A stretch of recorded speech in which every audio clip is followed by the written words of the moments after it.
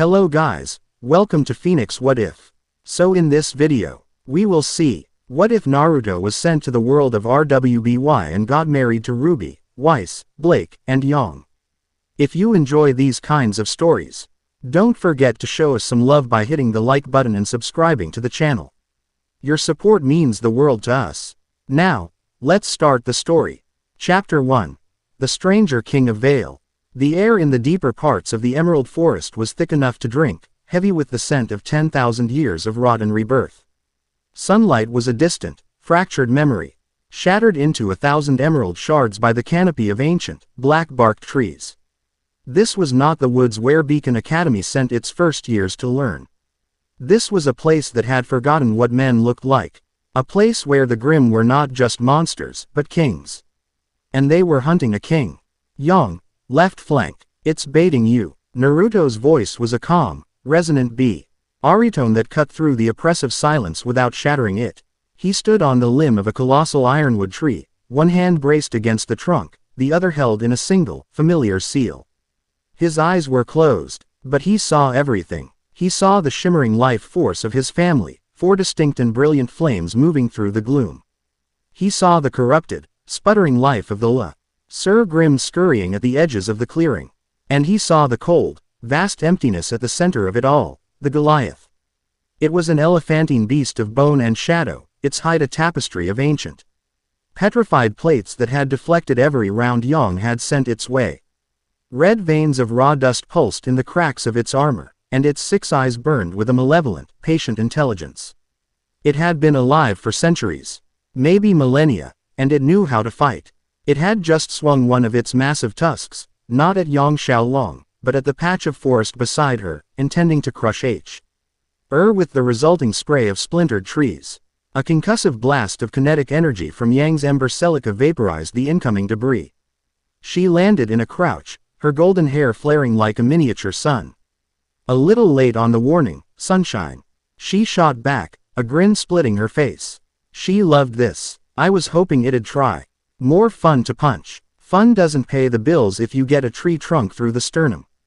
Came a crisp, aristocratic voice from above. A series of shimmering white glyphs materialized in the air, platforms of ethereal ice. Weiss Schnee, a vision in white and pale blue, danced between them, her rapier. Mertonaster, a silver needle stitching patterns of frost into the humid air. It's reinforcing its foreleg armor. RWBY, your shots are having no effect. A red and black blur zipped past the Goliath's head, followed by the distinctive crack of a high-caliber sniper rifle. The shot, fired from an impossible angle, sparked uselessly off the monster's skull plate. I noticed. Ruby Rose's voice chirped, impossibly cheerful. She was a whirlwind of rose petals, a living storm that the ancient beast's eyes couldn't track. But it's really annoying him. Shaw. Tao detached itself from a larger shadow near the Goliath's hind legs. Blake Belladonna, clad in black and violet, moved with a liquid grace that made no sound. Her blade, Gamble's shroud, was a dark whisper, its ribbon form wrapping around the creature's leg. She pulled taut, her hardened shadow clone taking the strain with her. The Goliath barely shifted. It's too heavy, Blake stated, her voice a low murmur. Naruto. The plates are weakest at the neck joint, but the angle is impossible while it's facing forward. Naruto's eyes snapped open. The orange pigment of Sage Mode was stark around them. His pupils now horizontal bars that saw the world not just as light and shape, but as a flowing river of energy. He saw the Goliath's strategy. It was using its immense size to force a battle of attrition. Waiting for one of them to tire, for one shot to be wasted, for one opening to appear. It was a patient, cold predator. But Naruto Uzumaki had fought a literal goddess of creation and the combined hatred of a world. Patience was a game he could play. All right, new plan, he said, his voice carrying the effortless authority of a commander who had earned his stripes in blood and fire. Blake, let it go. Weiss, I need a ramp. 30-degree incline, 10 meters left of its head. Young, get ready to be the hammer. RWBY, I need you to be the bullet. There were no questions, no hesitations. Just immediate, instinctive execution. Blake's ribbon unwound, and she melted back into the oppressive gloom. High above, Weiss's glyphs dissolved and reformed in a new configuration, a long, sloping runway of shimmering white light. Aimed directly at the Goliath's towering form. Yang slammed her fists together, the gauntlets roaring to life. Now we're talking. She crouched, muscles coiling like tempered steel springs. Her lilac eyes locked on the target. RWBY landed in a skittering halt beside Naruto, crescent rose unfolding into its full, devastating scythe form. She looked up at him, her silver eyes wide and bright with absolute trust. What kind of bullet? The spinning kind, Naruto said, a slight grin touching his lips. He held out his right hand. A sphere of pure, churning blue energy whirred to life in his palm. A miniature hurricane of violent chakra. You know the drill. Match my rotation. RWBY's grin mirrored his. She planted the blade of her scythe into the ground and began to spin on the spot. Her red cloak flaring out around her. She became a crimson top, a vortex of motion. The world blurred into a single, continuous band of red. Weiss, now, Naruto commanded. Weiss thrust Mertenaster forward. A massive, black glyph, a symbol of gravitational force, appeared directly in the Goliath's path. The creature's ponderous forward step was suddenly arrested, its colossal weight pulling it downward, forcing its head to dip for a single, critical second. It roared in frustration, the sound shaking the very leaves from the trees. Yang, on it. Yang rocketed forward, using a blast from Ember Celica to launch herself onto the base of Weiss's ramp.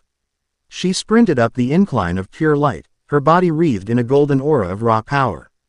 She was no longer just a brawler. She was a projectile.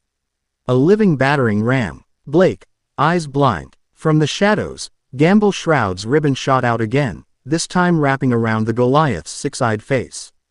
The beast thrashed, momentarily blinded and disoriented, its one vulnerability, its predictable rage, now its undoing. It was a perfect, 4-second window.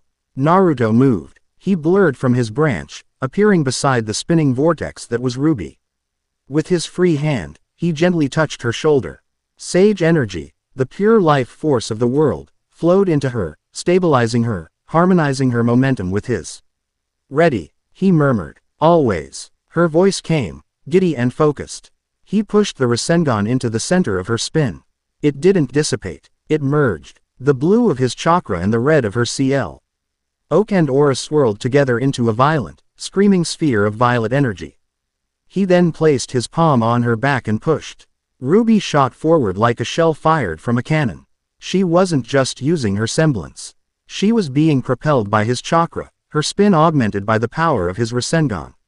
She was no longer a girl with a scythe. She was a drill head of unimaginable destructive force. Shatterpoint Gale. That's what Yang had called it once. At the apex of the ramp, Yang leapt.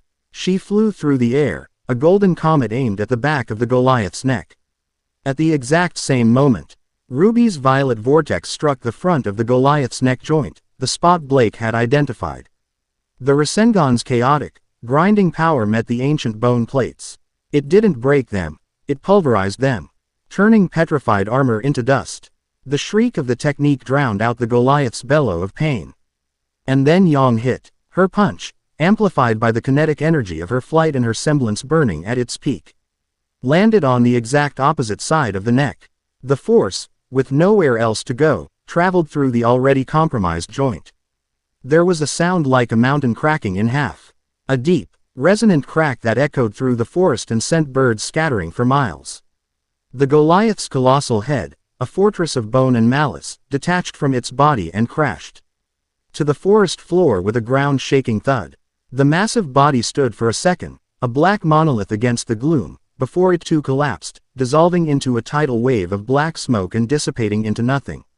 Silence returned, deeper and more profound than before.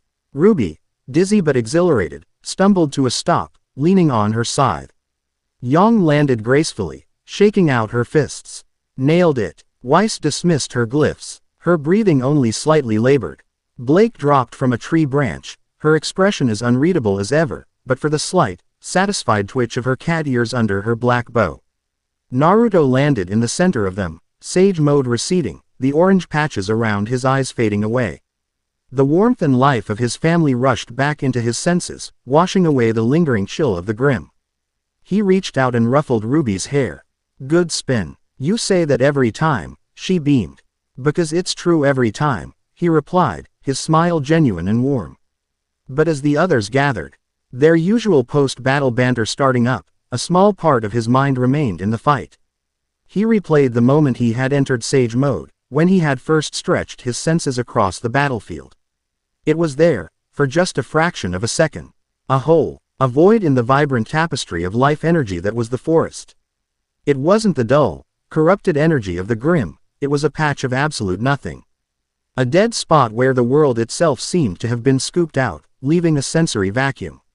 It felt cold, not the cold of ice, but the cold of a starless, empty cosmos. It had vanished as soon as he'd focused on it, but the chilling impression remained, a splinter of ice in his soul. He pushed it down. There was no point in worrying them until he knew what it was.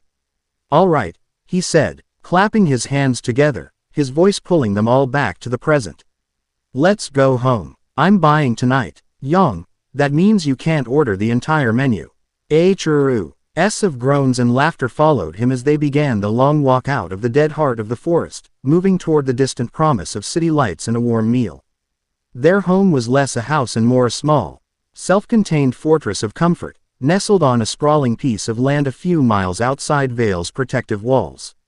Naruto had built most of it himself, a project that had taken the better part of a year. With a small army of shadow clones and the meticulous architectural designs provided by Weiss. The result was a fusion of their personalities. It had the sturdy, welcoming feel of a large farmhouse, with a sprawling central living area and kitchen.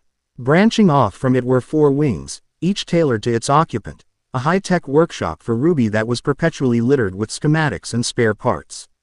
A massive, soundproofed dojo and forge for Young, a 2-story library for Blake that smelled of old paper and leather, and an elegant, minimalist study for Weiss. T doubled as the command center for their freelance huntsman operations. The sun was setting as they returned, casting long shadows across the valley. The walk had been filled with the easy, comfort la chatter of people who knew each other better than they knew themselves. Now, a pleasant exhaustion settled over them. As soon as they stepped inside, the unit disbanded, each member seeking their own form of post-mission catharsis. RWBY made a beeline for her workshop, shouting something about a recoil compensation idea the Goliath fight had given her. Weiss went to her study to file the confirmation of their contract and transfer the considerable payment into their accounts. Blake vanished into the library, likely to find a new world to lose herself in for a few hours. Young, however, dropped her pack, stretched until her back popped, and turned to Naruto with a predatory glint in her eyes. "All right, big guy, you were just watching today. I did all the work. Time for a real warm-up." Naruto chuckled, unstrapping the large scroll he carried on his back. "You just punched the head off a monster the size of a building. You're not tired." "That was a job," she said, rolling her shoulders. "This is for fun." He met her in the dojo. The room was spacious, with reinforced walls and a padded floor. He shed his orange and black jacket, leaving him in a simple black shirt and pants. Yang stood opposite him, her golden hair a halo in the light of the setting sun filtering through the high windows. She didn't wait for a signal. She lunged, a blur of gold and black. Her first punch was a right hook aimed at his head, fast enough to break the sound barrier. Naruto didn't block it, he simply swayed his head to the side, the fist grazing his cheek with a whisper of displaced air. He caught her extended arm at the wrist, his grip firm but not crushing. He used her momentum to spin her, pulling her off balance. She recovered instantly, planting her other hand on the mat and using a BL. Asked from her gauntlet to flip herself backward, landing in a crouch. She came at him again, a furious flurry of punches and kicks, each one powerful enough to shatter solid rock. For Naruto, it was like a dance. He moved with an economy of motion that was mesmerizing. He didn't use his overwhelming speed or strength. He used foresight, balance, and leverage.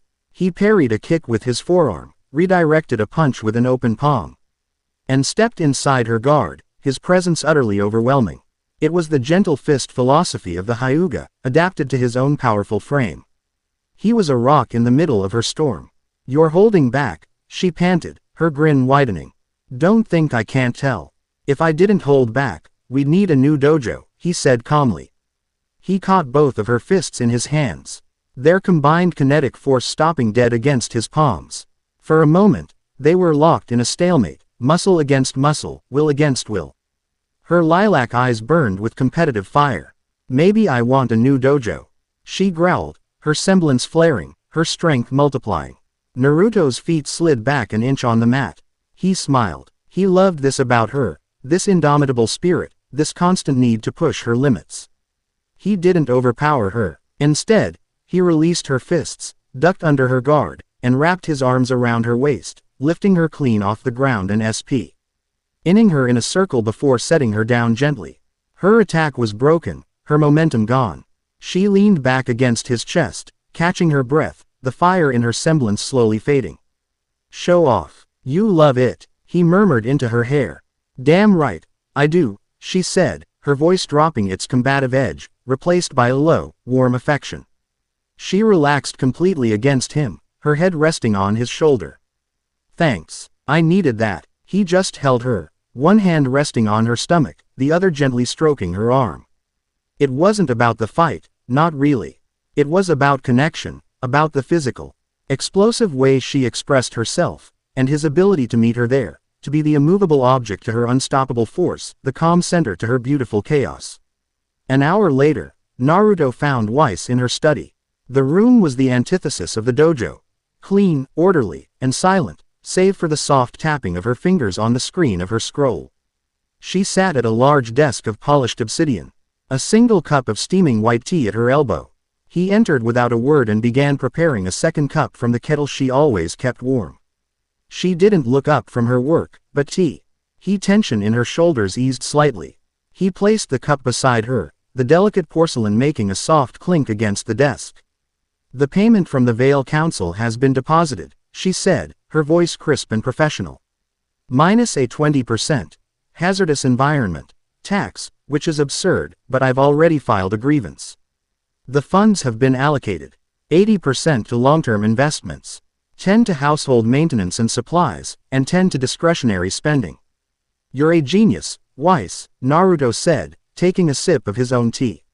He leaned against the doorframe, simply watching her. "I'm competent," she corrected, though a faint blush touched her cheeks.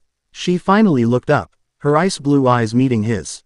In her gaze, he saw not the heiress or the strategist, but the woman who had fought so hard to escape a gilded cage. "Ospen's summons. I've been thinking about it.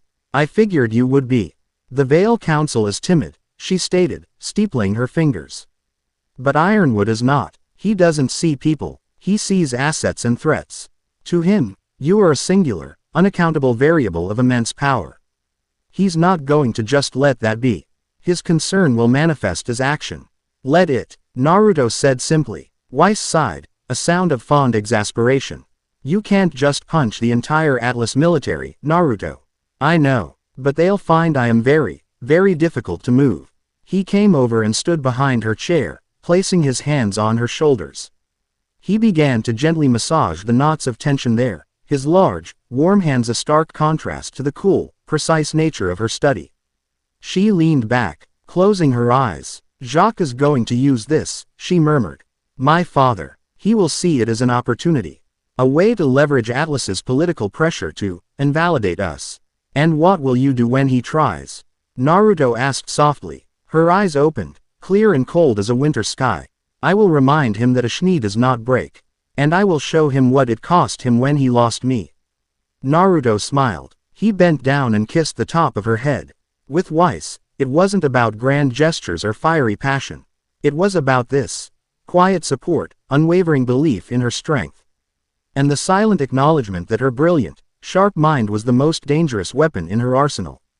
He was her anchor, the one person in the world who didn't want anything from her except for her to be herself. He found Blake next, exactly where he expected her to be. The library was his favorite room in the house. Floor-to-ceiling shelves packed with books from every kingdom, and even a few he'd painstakingly recreated from his own world's history. A large, plush armchair sat by a fireplace, and in it, Blake was curled up, a thick, leather-bound novel in her hands. She looked up as he entered, her amber eyes soft in the warm light. She didn't say anything, but she shifted, making room for him. He sat down on the edge of the chair, and she immediately uncurled, leaning against his side. Her head resting on his shoulder. Her bow was gone, and her cat ears twitched contentedly as he started to gently scratch the spot right behind one of them. A low, soft purr rumbled in her chest. "Good book?" he asked. "It's all right," she mumbled, her face half hidden in his shirt. "A bit predictable. The handsome rogue is obviously the long-lost prince in disguise. Sometimes he predictable path is the most comforting," he said. They sat in silence for a long time, the only sounds the crackling of the fire and the rustle of pages as Blake turned them. This was their ritual. After the noise of battle and the chaos of the world, they found their peace here, in shared silence. He was the only person she could be completely still with, the only one whose presence demanded nothing of her. He didn't need her to talk, to explain, to justify. He just needed her to be there. He felt the moment she tensed, the purring stopping. He knew she was thinking about the outside world again. The White Fang, her past. "It's not just the council," she said, her voice barely a whisper. "The more known we become, the more of a symbol we are. To some Faunus, I'm a traitor. And you, a human who holds a Faunus as a wife, they'll see you as a conqueror. A warden." He stopped stroking her ear and instead wrapped his arm around her, holding her securely. "Let them see what they want. We know the truth. You know the truth. That's all that matters." He felt the slight tremble in her body, the ghost of an old fear. "You are not a traitor, Blake. You're a builder. You just laid down your old tools and picked up new ones." She turned her face to look up at him, her amber eyes shimmering. "I never would have been brave enough to do it without you." "Yes, you would have," he said, with a certainty that left no room for argument. "You just would have done it alone. This way is better." He kissed her forehead, and she settled back against him, the purr returning, deeper and more resonant this time. He was her sanctuary, the place she could shed her armor and be vulnerable, knowing she would never be judged, only protected. His final stop was RWBY's workshop. He pushed the door open to a scene of organized chaos. Tools were strewn across workbenches, metal shavings dusted the floor, and in the center of it all, RWBY was practically vibrating with excitement, a holographic SCH. A matic projected in the air in front of her. "Naruto, look." She grabbed his hand and pulled him over, her energy infectious. "So, when we did Shatterpoint Gale, I felt it. The way your chakra harmonized with my rotation. It created a gyroscopic stability I can't replicate with just my semblance. But what if I could?" She pointed to a complex design of crescent rose's internal mechanisms. "If I install a series of dust-powered flywheels right here, synchronized with a microkinetic sensor that tracks my spin, I can mimic the effect. I could hold the rotation longer, make it more stable, maybe even do it myself." He looked at the design, his eyes tracing the intricate lines of power and mechanics. He saw the genius in it, the intuitive grasp of physics that was uniquely RWBY's. "But you're forgetting one thing," he said, pointing to a juncture in the power conduits. "Inertia. The flywheels will stabilize you, but the torque will put immense strain on the weapon's frame. You'll tear your own scythe apart after a few uses." RWBY's face fell. "Oh, right. But," he continued, a twinkle in his eye, "what if you didn't try to fight the torque? What if you redirected it?" He pulled up a simple brush tool on her interface and drew a new set of lines on the schematic. It was a swirling, spiraling pattern, familiar to him but alien to her. "A seal. This is a basic channeling array. Instead of letting the torque build up, you vent it. You could use it to power a secondary function. A shockwave, a kinetic burst, or," he tapped the firing mechanism, "you could channel it back into the bullet, adding the rotational energy of the entire scythe to the projectile." RWBY stared at the design, her silver eyes wide with dawning comprehension. It was elegant. It was brilliant. It was something she never would have thought of in a million years. "Whoa," she breathed. Whoa. How do you just know that?" "Different world. Different rules of science," he said with a shrug. He reached out and wiped a smudge of grease from her cheek with his thumb. "You're the genius, RWBY. You built the engine. I just helped you tune it." She launched herself at him, wrapping her arms around his neck in a fierce hug. "You're the best." He laughed, holding her close. With RWBY, It was simple. He was her biggest fan. He was the one who saw her boundless potential not as childishness, but as a brilliant, burning light. He was the mentor who didn't just teach, but encouraged her to surpass him. He was the solid ground that let his little red spark fly as high as she wanted, knowing he'd always be there to catch her. Later that evening, the five of them sat around the large wooden table in the dining room. The aroma of a dozen different dishes from a Vale food stall filled the air. The tension of the day had melted away, replaced by the warm, easy comfort of family. Yang was telling a loud, embellished story about a clumsy Ursa she'd seen trip over a log. Ruby was trying to explain her new scythe idea to a politely nodding Blake. Weiss was detailing the absurdity of the council's tax laws. It was noisy, it was chaotic, and it was perfect. Naruto sat at the head of the table, eating his ramen. A contented smile on his face. He listened to their stories, interjecting with a comment here, a laugh there. He looked at the four incredible women who had, against all odds, become his world. The fiery, indomitable brawler. The precise, brilliant heiress. The quiet, thoughtful warrior. The bright, hopeful prodigy. They were so different, yet together they formed a perfect whole. They had found him, a stranger lost between worlds, and had not just accepted him, but had built a life with him. He had fought to protect a village, then a world. Now, he fought for this.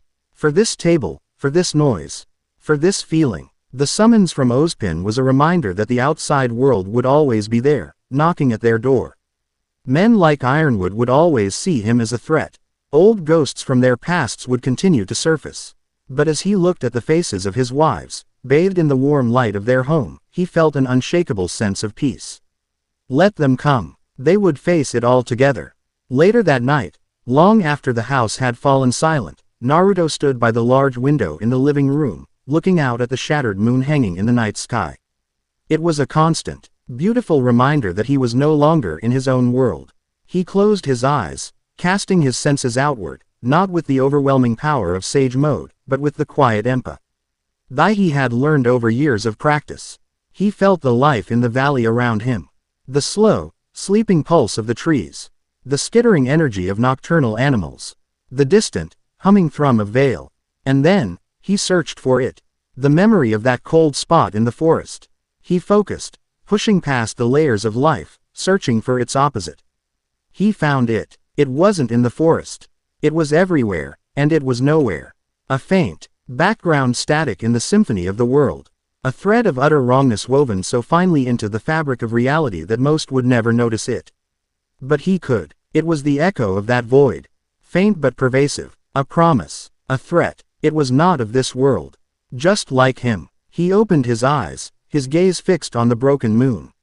The peace he had felt at dinner was replaced by the cold, hard certainty of a veteran warrior. A storm was coming, one far greater than anything the kingdoms or even Salem could conjure. And it had followed him here. He turned from the window, the moonlight casting his long shadow across the floor. His family was asleep. They were safe. They were happy. And he would tear down gods, if necessary, to keep them that way. Chapter 1 End. Chapter 2. The Schnee Gambit. The message did not arrive with a bang, but a chime. A crisp, sterile notification sound from Weiss's scroll, cutting through the comfortable morning quiet of their home. She had been at the kitchen island, meticulously cross-referencing their supplies inventory with a list of vendors in Vale, a cup of Atlas imported coffee steaming at her elbow. The others air scattered, Ruby tinkering in her workshop, Yang mediating in the dojo, Blake reading in the sunlit garden. Naruto was practicing his calligraphy at the dining table, the focused silence a meditation in itself. Weiss picked up the scroll. Her posture, always impeccable, seemed to stiffen by a fraction of a degree. Her fingers, usually so quick and precise on the screen, slowed. The faint, pleasant aroma of coffee was suddenly pierced by an arctic chill that had nothing to do with her semblance. What is it? Naruto asked, not looking up from the character he was painting, Kazuna, Bond. His senses, even without sage mode, were attuned to the slightest emotional shift in his family. Her sudden tension was a blare of trumpets in a quiet room. Weiss did not answer immediately. She read the message twice. Her expression a mask of glacial composure. Only the tight set of her jaw betrayed the fury churning beneath the surface. Finally, she set the scroll down, the sound a sharp click against the marble countertop. "It's from my father," she said, her voice dangerously devoid of inflection. That got everyone's attention. A moment later, Yang appeared in the doorway, wiping a bead of sweat from her brow. Blake materialized from the garden, her book held forgotten in one hand. The distant sound of grinding metal from Ruby's workshop ceased, and she zipped into the kitchen a second later, a smudge of oil on her nose. "What's that bastard want now?" Yang asked, crossing her arms. Her tone was blunt, a protective growl rumbling in her chest. Weiss turned the scroll around for them to see. It wasn't a personal message. It was a formal corporate communiqué from the Schnee Dust Company, stamped with the seal of the CEO. To Ms. Weiss Schnee, from Office of the CEO, Schnee Dust Company. Subject: Urgent review of financial standing and familial obligations. Effective immediately. All personal assets, trust funds, and stipends derived from the Schnee family estate and held in your name have been frozen pending a formal review. This action has been deemed necessary due to recent activities which risk bringing the SDC's public image and corporate stability into disrepute. You or her, be summoned to the SDC headquarters in Atlas for a mandatory conference to discuss terms for the potential reinstatement of your assets and the resolution of your current, domestic arrangement. Ref. USAL to comply will be interpreted as a forfeiture of all claims to the Schnee name and legacy. He can't do that. Ruby burst out, her silver eyes wide with indignation. That's your money. That's not fair. To him, it is. Blake murmured, her amber eyes narrowed. It's a tool, a leash. He's pulling it. Yang's fists clenched. So we go to Atlas, and I have a little conference with his face. Problem solved. That would be satisfying, but counterproductive, Weiss said, her voice like cracking ice. She looked past them, her gaze locking with Naruto's. He had set his brush down and was watching her. His expression calm and unreadable, but his focus entirely on her. He didn't look angry or worried. He just looked present. He calls our marriage a domestic arrangement, she spat, the first crack in her composure. He thinks he can buy my compliance. He thinks he can unmake my life with a bank order. Naruto finally spoke, his voice a quiet anchor in the storm of their emotions. He can't, but he's trying. The question isn't what he can do, Weiss. It's what do you want to do? It was the perfect question. It wasn't what should we do. It was a simple, profound transfer of agency. This was her battle, her family, her past. They were her army, but she was the general. Weiss took a deep breath, the cold fury in her eyes solidifying into something harder, something sharper. Determination. I want to go to Atlas, she said, her voice ringing with finality. I want to stand in his boardroom, in front of his sycophantic board members, and I want to look him in the eye as I tell him exactly how little power he has over me now. I will not be summoned. I will arrive. A slow, proud smile spread across Yang's face. Hell yeah. Naruto nodded once, a gesture of absolute support. All right, pack your bags. Looks like we're going to Atlas. The flight to the northern continent was a study in contrasts. The Atlesian Manta-class airship that had been sent for them was a marvel of military engineering, sleek, cold, and impersonal. Its interior was polished gray metal and sterile white lighting, crewed by Atlesian soldiers in pristine uniforms who moved with disciplined precision and averted eyes. They were polite, professional, and radiated an unease so thick Naruto could taste it. Inside this frigid metal shell, the five of them were an island of warmth and chaotic life. Yang had challenged RWBY to a thumb wrestling championship, their laughter echoing in the unnervingly quiet transport bay. Blake had found a nook between two cargo containers and was absorbed in her book. Yet her ears twitched at every joke, a silent participant.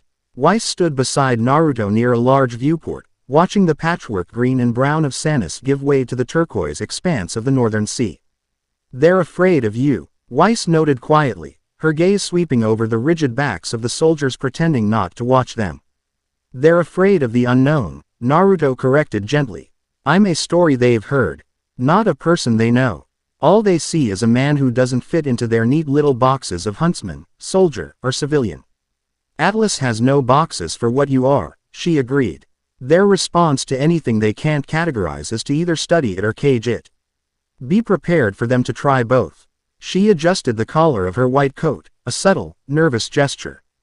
Ironwood will be there. He's the head of the Atlas military and a councilman. He and my father, they don't like each other, but they share a belief in order. He will see our family as a complication. Every family is a complication, Naruto said with a small smile. That's what makes them interesting. Weiss glanced at him, a flicker of genuine amusement in her eyes. You were infuriatingly calm about this. Getting angry won't make the airship go faster, he said. He reached out and gently took her hand. Her fingers were cold, but they laced with his instantly. You're the one going into battle, Weiss. My job is to watch your back. And to carry the bags. But mostly the back-watching thing. A small, genuine smile graced her lips. The tension around her eyes eased. Just try not to break anything. Or anyone. At least not before I've had my say. I'll do my best, he promised, though his eyes held a mischievous glint that suggested his definition of best might be flexible. As the airship rose higher, the temperature inside and out seemed to plummet. Soon, the blue of the ocean was dotted with ice floes, and then the stark white coastline of Solitas appeared, a land of glaciers and biting wind. Suspended high above it all, like a dream of progress, was the city of Atlas.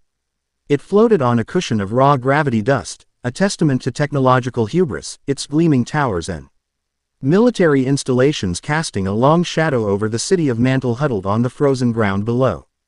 The Manta didn't land at a commercial spaceport. It slid into a cavernous, subterranean military hangar bay, the air humming with the energy of countless machines. The moment the ramp lowered, they were met not by a welcoming party, but by a formation. 24 Atlesian Knight 200s, the newest model of android soldier, stood in perfect ranks. Flanking them were soldiers armed with mag rifles. And at the center of it all, standing with an posture as rigid as the flagpoles behind him, was General James Ironwood. He was a formidable presence, broad-shouldered and barrel-chested, his uniform immaculate. One side of his body was cybernetic, a fact he made no effort to hide. His face was grim, etched with the permanent lines of a man who carried the weight of the world and trusted no one, least of all himself, to bear it. Mr. Uzumaki, Ironwood greeted, his voice a low gravel. He didn't offer a hand. His eyes, sharp and calculating, scanned Naruto from head to toe, a human threat assessment. Team RWBY. On behalf of the Atlesian Council, I welcome you to Atlas. The words were a formality, stripped of all warmth. General, Weiss replied, stepping forward to take the lead. Her voice was pure, refined Atlas, a dialect she hadn't used in years. Your hospitality is efficient, as always. Ironwood's gaze lingered on the four women standing with Naruto, a flicker of disapproval in his eyes. Your father's summons is a family matter, and a corporate one. My presence here is a matter of kingdom security. Mr. Uzumaki, your existence on Remnant is an ongoing anomaly. Your presence in the most secure kingdom on the planet requires certain precautions. I understand, Naruto said, his tone placid. You have a duty to your people. A man stepped out from behind Ironwood. He was younger, perhaps in his late 20s, with sharp features, meticulously styled black hair, and eyes the color of cold steel. His uniform was a more advanced, form-fitting variant of the standard Atlas military attire, adorned with a unique insignia, a shield bisected by a sword. He moved with a quiet, frictionless confidence. And his gaze, when it fell on Naruto, was not one of fear, but of intense, analytical curiosity. It was the look of a scientist examining a microbe. This is Commander Silas Core, Ironwood said. He is the head of the Aegis Initiative, a new special operations division focused on researching and neutralizing high-level, non-conventional threats. The unspoken part hung in the air, threats like you. Silas gave a short, clipped nod. Mr. Uzumaki, a pleasure. I've studied the data from your encounters. The energy signatures you produce are fascinating. They violate several known principles of dust interaction and aura mechanics. He spoke as if Naruto were a walking physics experiment. I'm full of surprises, Naruto replied dryly. Indeed, Silas said, his expression unchanging. Which is why General Ironwood and the Council have authorized a mandatory protocol for entities of your classification. We require a regulated combat assessment to accurately gauge your capabilities and potential threat level. It will allow us to calibrate our defensive systems accordingly. Yang snorted. You want to pick a fight with him to see how hard he hits? Just ask. He'll tell you. Silas's cold eyes shifted to her. Anecdotal evidence is insufficient. We require hard data. Emotion is a chaotic variable. It cannot be relied upon in matters of global security. Predictability, control, data. These are the pillars of safety. A regulated sparring match, then, Naruto said, cutting through the rising tension. He looked at Silas, a challenge in his eyes. All right, I'm happy to provide you with your data. He wanted to see what Atlas's best and brightest could do. More than that, he wanted them to see what he could do, on his own terms. Ironwood nodded, a grim sense of satisfaction on his face. This was what he wanted. A controlled environment, a test he could observe. Excellent. The arena is prepared. Commander Core himself will be your opponent. He is the finest product of Atlas innovation. Let's hope your product has a good warranty, Yang muttered under her breath. Weiss shot her a look, but a corner of her mouth twitched.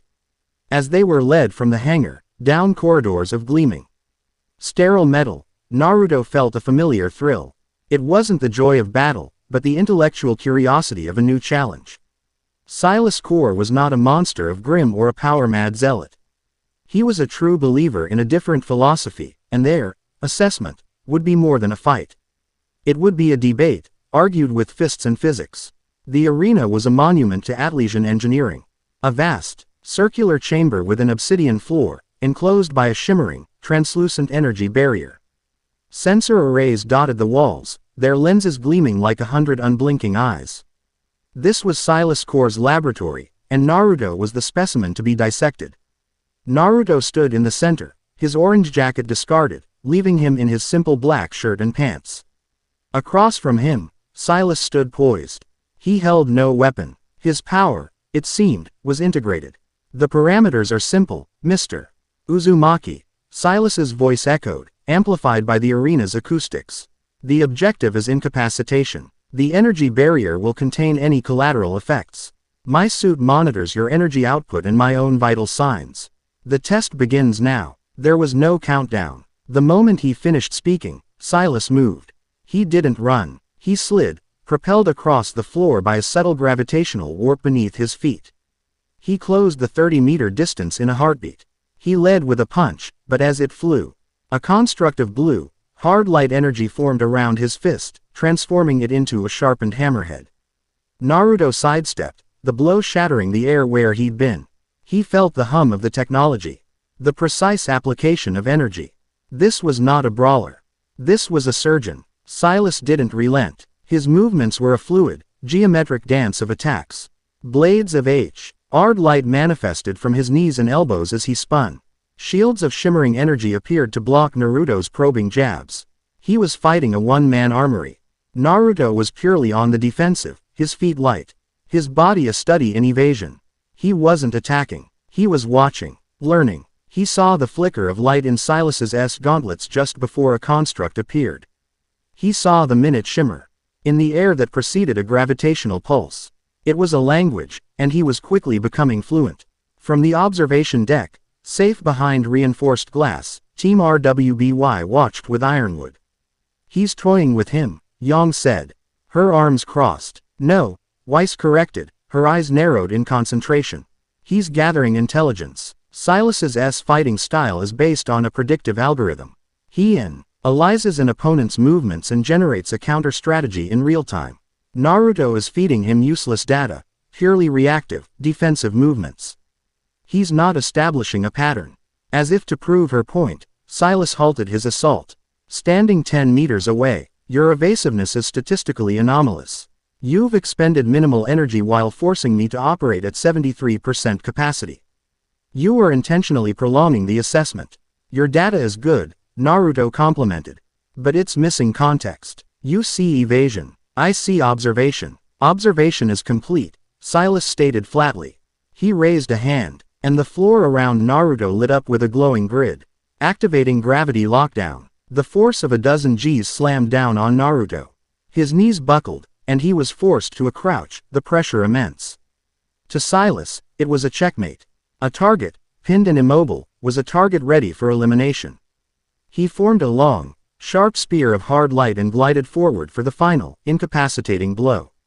"There's no counter for localized gravity," Ironwood said, a note of finality in his voice. Naruto, pinned to the floor, grinned. "Kage Bunshin no Jutsu." With a soft poof, he vanished. The man pinned by the gravity field dissolved into a puff of smoke. Silas's spear passed through empty air. The commander stopped, his analytical mind stuttering for a millisecond. It was impossible. His sensors had been locked on the target's biological signs. A blur of motion came from his left. A second Naruto, a clone, charged at him, a spinning ball of blue energy forming in his hand. Rasengan. Silas reacted instantly. He didn't even turn his head. A gravity well opened up in front of the charging clone, sucking the air and the attack into it. The Rasengan imploded, its chaotic energy neutralized. The clone, its purpose served, was torn apart by the gravitational shear. A feint. While Silas's attention was on the clone, a third Naruto dropped from directly above, Javi. Ing used a simple substitution with a bolt on the ceiling to get there. But Silas was already reacting, his predictive software catching the new threat. A hard light shield, thick and impenetrable, materialized above his head. Another feint. The real Naruto was the one who had been pinned. The moment Silas had activated the gravity field, Naruto had used the pressure to channel his chakra into the floor. He hadn't tried to fight the gravity. He had used it as cover. As Silas's attention was drawn left and then up, Naruto erupted from the floor right behind him, his fist cocked. It was a simple, straight punch. No frills, no jutsu. But Silas's algorithm, processing the two more immediate, high-energy threats of the clone and the aerial attack, hadn't seen it coming. It was a blind spot. A flaw in the logic. The punch was too fast to counter. But Silas was still a product of Atlas. As a last resort, a reactive armor system kicked in, a pulse of kinetic energy erupting from his suit. Naruto's fist slammed into the pulse. The impact was immense, a shockwave that cracked the obsidian floor. Silas was hurled across the arena, his flight arrested only by the shimmering energy barrier. He slumped to the ground. Systems flickering. Naruto, however, hadn't moved an inch. He stood where he had thrown the punch, his feet planted. He had absorbed the entirety of Silas's defensive blast without giving ground. There was a stunned silence in the observation deck. "How?" Ironwood whispered. "The force of that kinetic dispersal should have shattered his arm." "He's strong," Yang said with a shrug, but Blake shook her head. "It's not just strength," she said. "It's control." He met the exact force of that blast with his own, and cancelled it out. Like two waves colliding. In the arena, Silas staggered to his feet. A trickle of blood at the corner of his mouth. His suit was sparking. His perfect system had failed. Unpredictable. Chaotic. Variables. He stammered, looking at Naruto not with hatred, but with a bewildered, academic awe. Naruto took a few steps toward him. He could have ended it there. He could have hit him with a dozen more attacks before he'd even stood up. Instead, he made one more shadow clone. It appeared beside Silas, offered him a hand up, and then dispelled. The message was clear. This was never a fight. It was a demonstration. Then, Naruto created another Rasengan. It was small, no bigger than his palm. He didn't charge or throw it. He just held it, the quiet hum of its power a stark contrast to the chaos it could unleash. He walked forward until he was standing directly in front of the commander. Silas flinched, his combat instinct screaming. But he didn't move. Naruto reached out and gently pressed the spinning Rasengan against Silas's chest plate. It didn't grind. It didn't explode. The energy just dissipated, flowing harmlessly over the armor. He had perfect control. Then, he let the jutsu fade into nothing. "This is what you can't measure, Commander," Naruto said. His voice quiet but echoing in the silent arena. "It's not chaos. It's will. It's intent. Your data can tell you how much energy I have, but it can't tell you what I'm going to do with it." He tapped his own chest. "The most dangerous variable is always in here. Not in your machines." He turned and walked toward the exit, the assessment clearly over. He had won, not by overwhelming Silas with power, but by dismantling his entire philosophy. He hadn't just defeated the man, he had defeated the system. Silas Core stood motionless, staring at the spot on his chest where the Rasengan had been. For the first time in his life, he was faced with a problem he had no data for. And in his cold, logical eyes, a seed of grudging respect had been planted. The boardroom of the Schnee Dust Company was a chamber of polished marble and dark mahogany, designed to make visitors feel small and insignificant. A colossal window looked out over the glittering expanse of Atlas, a constant reminder of the power wielded within these walls. At the head of a long, imposing table sat Jacques Schnee. He was a man who looked like he'd been carved from a block of ice and dressed in a tailored suit. His white hair perfectly coiffed, his mustache a severe line above a permanent sneer. Weiss sat at the opposite end of the table, her posture ramrod straight, her expression unreadable. Blake and Yang stood behind her, a silent, intimidating presence. Ruby, fidgeting slightly, stood beside them, her hands clasped. And in the corner of the room, near the door, stood Naruto. He was leaning against the wall, his arms crossed, a neutral observer. He had refused a chair. His presence was a silent declaration. I am not a part of this proceeding, but I am here. She is not alone. Jacques' cold eyes flickered to Naruto. A flash of utter contempt, before settling on his daughter. Weiss, I am deeply disappointed. To think that a daughter of mine would involve herself in such a theatrical and degenerate living situation. It's a disgrace to the Schnee name. The only disgrace to that name, father, is your continued leadership of this company, Weiss replied, her voice as cold and sharp as a shard of ice. A few of the board members shifted uncomfortably. Jacques' sneer tightened. Insolence. You've been away from civilization for too long, cavorting with common huntsmen and him. He waved a dismissive hand in Naruto's direction. But I am a reasonable man. I'm prepared to be generous. Annul this farce of a marriage, return to Atlas, and resume your duties as my heiress. Your assets will be unfrozen. And we will consider this unfortunate chapter closed. There is nothing to discuss, Weiss said. This is not a negotiation. I am here to inform you of my terms. Jacques actually laughed, a short, ugly bark. Your terms. You were in no position to make demands. You were a penniless girl playing at being a hero. Your accounts are empty. My accounts in Atlas are empty, Weiss corrected smoothly. She slid a data slate across the polished table. My personal finances, however, have been managed independently for over a year now. Our team is one of the most successful. All independent huntsman sells on Remnant. Our income is considerable. As you'll see on that slate, I am not only solvent, I am wealthy. By my own hand. Jacques' eyes widened as he scanned the numbers. The blood drained from his face. This was not in his calculations. Weiss pressed her advantage. You have frozen assets that, while substantial, now represent less than 20% of my total net worth. It is an inconvenience, not a crippling blow. This is preposterous. He spluttered. The Schnee legacy. The Schnee legacy is one of abuse, exploitation, and misery, Weiss cut him off. Her voice rising with controlled fire. A legacy you built on the backs of suffering workers and faunus. A legacy I want no part of. She stood up, her small frame radiating an authority that filled the room. You think you can control me with money. You think you can leverage the council, that you can use Ironwood's paranoia to pressure me. But you've overlooked one thing. She gestured to her family. My family is standing behind me. The people I love, the people who respect me. The man you so casually dismiss. Her eyes found Naruto's, and for a second, a warmth melted the ice in gaze. Is more of a man than you could ever hope to be. He stands for something. You only stand for profit. She then delivered the killing blow. And while we're discussing my independence, I took the liberty of reviewing some of the SDC's more creative shipping manifests from the last fiscal quarter. The ones you signed off on personally. The ones that use a subsidiary holding company to bypass faunus labor laws in Mantle. The ones that would look very, very bad if they were to be leaked to the press in, say, Menagerie. Gira Belladonna is a dear friend of ours, you know. The air in the room went still. Blake's ears twitched under her bow. She had supplied Weiss with that information weeks ago. Jacques stared at her, his face a mask of purple fury. He was beaten. He was outmaneuvered. He had come with a leash and found she had forged a sword.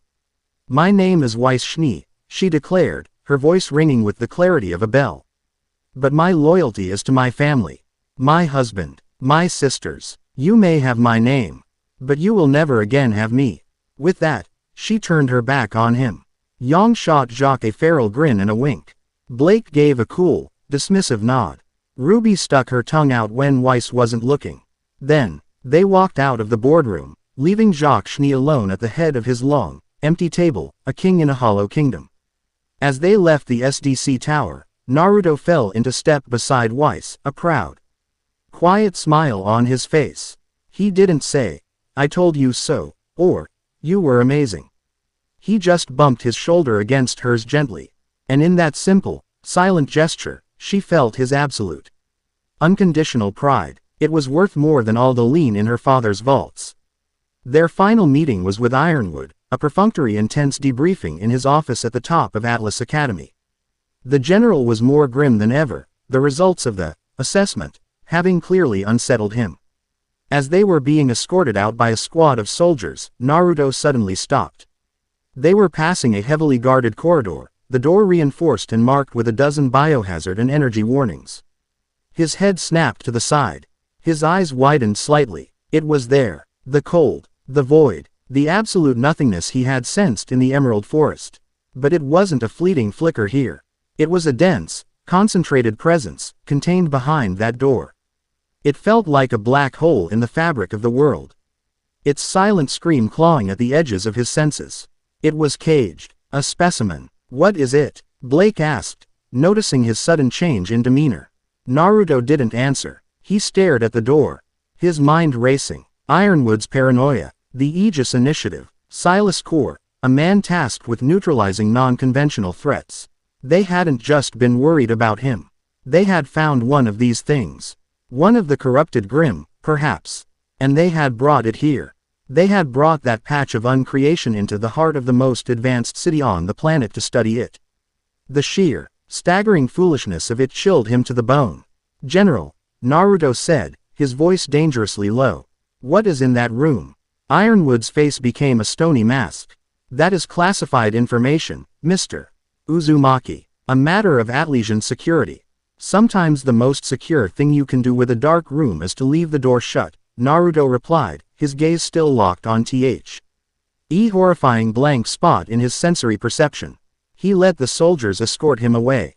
As their airship lifted off, leaving the floating city behind, the triumphant mood from Weiss's victory had evaporated, replaced by a cold, looming dread. Weiss had faced the ghosts of her past and won. But Naruto had just found a new ghost, a far older and more terrible one. And the very people who were supposed to be protecting the world were keeping it as a pet. He looked out the window at the gleaming towers of Atlas, a city of logic and control, and felt a fear colder than the Solita's air. He had a secret to keep, for now. A terrible, world-ending secret. Chapter 2 End. Chapter 3.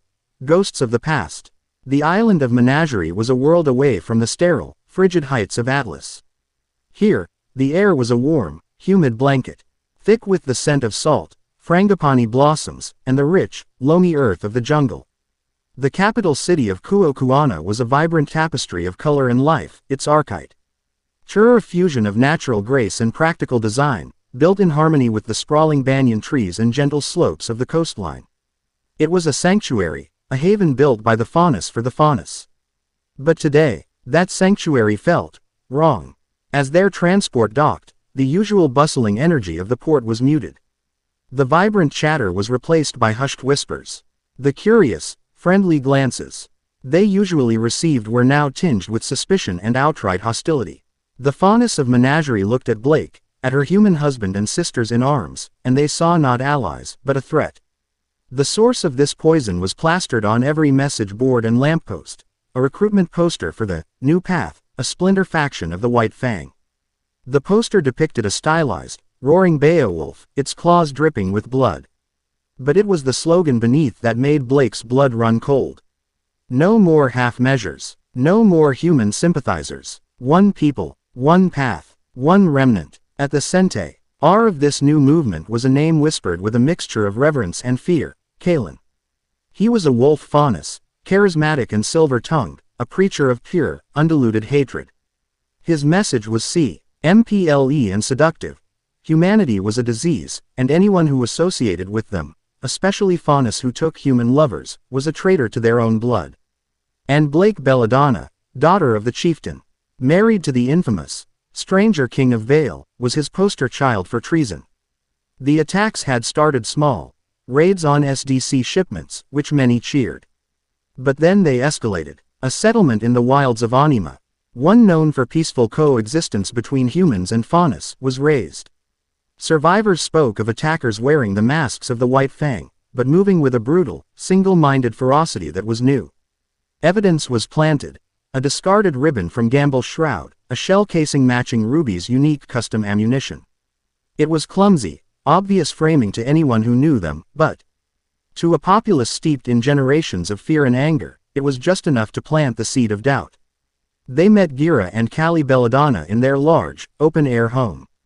Gira, a man built like a mountain with a soul as gentle as a breeze, looked weary. The weight of his people's growing division was etched onto his face. Kalen is a phantom, Gira explained, his deep voice rumbling with frustration as he paced the veranda. He strikes and vanishes. He's using the old guerrilla tactics of the Fang, but with a new ruthlessness. He's not trying to inspire fear in humans, he's trying to stoke hatred in the faunus. He's turning us against ourselves. Where is his support coming from? Blake asked, her arms crossed tightly. She felt a familiar, sickening coil of guilt in her stomach. This was an evolution of the monster she had helped create. The young, Callie said, her expression pained. The disillusioned. The ones who see my husband's diplomacy as weakness. They listen to Kalen's Mons, broadcast on rogue frequencies, and hear a promise of strength, of retribution. He tells them your marriage, Blake, is the ultimate betrayal. A symbol of our people willingly submitting to human power. That's insane, Yang growled, her lilac eyes flashing. They've met Naruto. He's the least conquering person on the planet. It's not about logic, Yang, Naruto said quietly. He had been listening, his senses extended, feeling the emotional currents of the city. He could feel the anger, the fear, and the desperate yearning for an easy answer. Kalen was providing one. Hate isn't logical, it's an infection. Kalen is just the voice of the fever. The dilemma was a razor's edge. They had to stop Kalen, but how? A direct, overwhelming assault by Naruto and their team would be seen as a human-led force crushing a faunus uprising. It would prove Kalen's every poisonous word true. It would shatter the fragile peace Gira had worked his entire life to build. They couldn't win this with power. They had to win it with truth. He has a base somewhere deep in the jungles, Gira said. We've tracked transmissions to the southern sector, in the unmapped territories. But the terrain is treacherous. And his followers know it like the back of their hand. They'd see a conventional force coming for miles. Blake looked at Naruto, a silent conversation passing between them. He was a shinobi, a shadow warrior trained in infiltration and stealth. She was a daughter of the shadows herself. The unmapped jungles were a place they could operate where others could not. We'll go, Blake said with quiet determination. Just the two of us. A small footprint. We can track them, find his base, and expose him. We won't be a hammer. We'll be a scalpel. Gira looked hesitant, the father in him warring with the chieftain. Blake, it's too dangerous. He's made you his primary target. That's why it has to be me, she replied, her amber eyes burning with a resolve he hadn't seen since she'd first left for Beacon. Naruto placed a hand on her shoulder. She won't be alone. Weiss, ever the pragmatist, was already pulling up topographical maps on her scroll. The jungle canopy is too thick for aerial insertion. Communications will be spotty. You'll be on your own.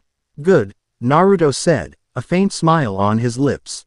It's been a while since I went camping. The deep jungle of Menagerie was another beast entirely. It was a vertical world of towering trees, tangled vines, and a suffocating humidity that beat on the skin. The air was a cacophony of unseen things, the chirps of insects, the calls of strange birds. The rustle of leaves that could be the wind or something far more predatory. For Naruto and Blake, it was like coming home. They moved through the undergrowth with a silence that was supernatural. They didn't speak, communicating with a series of hand signals Naruto had taught her years ago, a language of stealth and survival. He moved with the practiced ease of a career soldier, his senses on a knife's edge. Blake was even more at home, a sleek black panther gliding through her native territory. Her faunus senses, the acute hearing, the night vision, were perfectly suited to this environment. They traveled for 2 days, living off the land, leaving no trace of their passing. Naruto used his sage mode in short, controlled bursts, not as a weapon, but as a sonar, pinging the life energy around them. He mapped the jungle in his mind, the flow of water, the patterns of animal life, and the faint, discordant traces of the people they were hunting. On the 3rd day, they found the first trap, a pressure plate trigger, cunningly hidden beneath a layer of moss and dead leaves, connected to a volley of poison-tipped darts. Naruto's senses picked it up a full 10 paces before they reached it. He held up a fist, the universal sign for halt. Blake froze instantly. He pointed to the ground, then mimed the spray of darts. She nodded, her eyes scanning the trees, locating the firing mechanism. This was not a standard grim trap. This was designed for people, for huntsmen. As they silently worked their way around it, he felt a flicker of something else. That cold, static nothingness. It was faint, almost imperceptible, a single wrong note in the symphony of the jungle. It clung to the trap's trigger mechanism like a foul residue. He stopped, crouching down, his fingers hovering over the moss. "What is it?" Blake whispered, coming up beside him. "The energy signature. It's wrong," he murmured. "It feels empty." He remembered the feeling from the Goliath, from the lab in Atlas. Here, it was weaker, but undeniably the same. He looked at Blake, a cold knot forming in his stomach. The Silent King's influence wasn't just in Atlas. It was here. It was spreading. Before they could ponder it further, the jungle erupted. The ambush was well coordinated. From the canopy above, a dozen figures in white fang masks dropped down, swinging on vines. From the dense foliage on either side, another 24 emerged, blades drawn. They were surrounded. Their leader, a bull faunus with massive horns and a dust-infused battle axe, stomped forward. The traitor and her human pet. "Kalen said you'd come." Naruto and Blake were back to back in an instant, their weapons in hand. Naruto's gaze swept the circle of attackers. They were young, most of them. Teenagers and young adults. Their eyes, visible through the masks, burned with a desperate, righteous fury. They weren't soldiers. They were converts. "This doesn't have to happen," Blake said, her voice steady despite the circle of blades. "Kalen is lying to you. He's using you." "Lies." The bull faunus roared. "He opened our eyes. We see the truth. We see you, Belladonna, consorting with the enemy, abandoning your own kind." Naruto sighed. "Talking isn't going to work with this group." He glanced at Blake. "Non-lethal. We need them to spread the story." She nodded. "Agreed." The bull faunus charged, his axe arcing down with enough force to split a tree. Naruto met the attack with a single kunai. The clang of metal on metal was deafening. The axe, powered by raw strength and gravity dust, LD have shattered his small blade and the arm holding it. Instead, it stopped dead. Naruto hadn't just blocked it, he had funneled his own chakra through the kunai, reinforcing it, turning a simple ECE of steel into an unbreakable barrier. The bull faunus's eyes widened in shock. That single, impossible action threw the entire ambush into chaos. What followed was not a battle, but a clinic. Blake was a phantom. She used her semblance to create shadow clones that drew attacks, while she moved through the chaos, the ribbon of Gamble shroud lashing out like a serpent. It wrapped around limbs, disarmed opponents, and sent them tumbling into each other. Her movements were a dance of misdirection, disabling her foes without drawing a single drop of blood. Naruto was a force of nature. He created a dozen shadow clones, and the clearing dissolved into a maelstrom of orange and black. It was utter pandemonium for the attackers. For every one they tried to strike, 2 more were on their flank. They were disarmed, tied up with ninja wire, and stuck to trees with chakra-infused paper bombs that detonated with a sticky, adhesive goo instead of an explosion. Naruto himself moved through the fight like a ghost. He used no flashy jutsus. He relied on pure, brutally efficient taijutsu. He would appear in an opponent's blind spot, a single, precise chop to the neck or shoulder would drop them. And he would be gone before they hit the ground.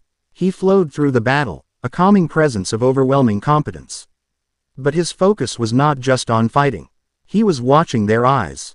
He saw the fury, but beneath it, he saw the fear, the doubt, the desperation of youths who felt they had no other choice. He cornered one of the youngest, a boy no older than 17, a snake faunus with scales on his cheeks. The boy swung his sword wildly, tears of frustration in his eyes. Naruto didn't attack, he just evaded, his movements fluid and calm. "Why are you doing this?" Naruto asked, his voice even. "What did Kalen promise you?" "Power." The boy spat. "Respect. A world where I don't have to hide who I am. You think this is the way?" Naruto sidestepped another wild swing. "By attacking your own people. By becoming the monster they accuse you of being." "She's the monster." The boy screamed, gesturing wildly in Blake's direction. "She betrayed us for you. For a human. Look at her," Naruto said calmly. "She's not fighting to kill you. She's fighting to stop you from destroying yourselves. She came back here, to the place that hurt her, because she still believes in you. Is that betrayal?" The boy faltered, his sword tip wavering. The seed of doubt, Kalen's poison, was now at war with Naruto's words, a potential antidote.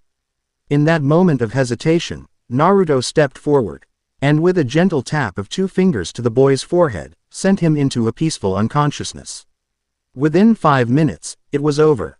The clearing was littered with the groaning, webbed up, or unconscious forms of the ambush party. Not a single one was seriously injured. Blake stood, her chest heaving slightly. "That was well executed. We were lucky," Naruto said, his expression serious. "They were fanatics, but they weren't soldiers." He walked over to the unconscious bull faunus and knelt, his eyes scanning the man's uniform. Tucked into a pouch on his belt was a small, crudely made wooden totem. Carved in the shape of a spiraling void. Naruto's hand hovered over it. The cold, the static, it was emanating from this object. "It's a focus," he breathed. "A religious icon. He's not just inspiring them with words. He's using this energy. It amplifies their hatred, smothers their doubt." He finally understood. The Silent King's influence wasn't just a random corruption. It was a tool. It was a power that fed on negative emotion, and Kalen had learned how to wield it. He wasn't just a charismatic leader, he was a high priest of a new and terrible god of nothingness. This changed everything. They found Kalen's base 2 hours later, following the trail of the corrupted energy.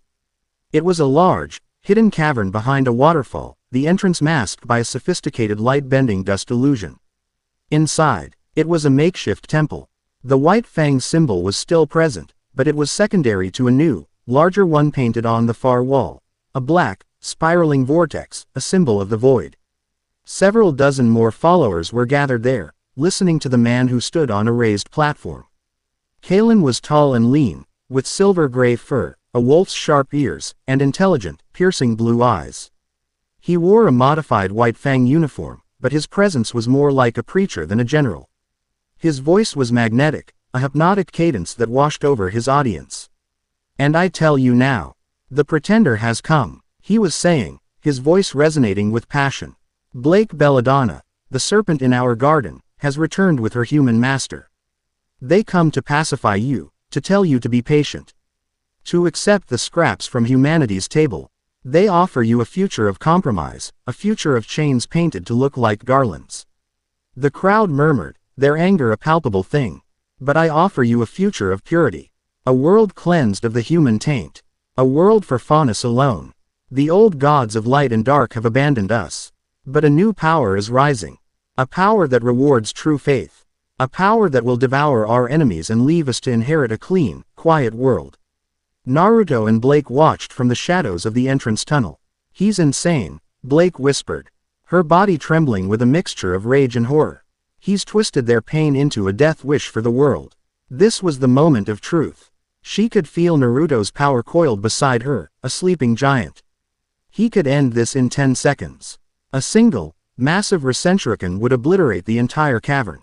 But they had agreed. That was the hammer. This required a scalpel. "This is my fight, Naruto," she said, her voice firm. "Let me face him." He looked at her, saw the fire in her eyes, the resolve that had been forged through years of pain and self-discovery.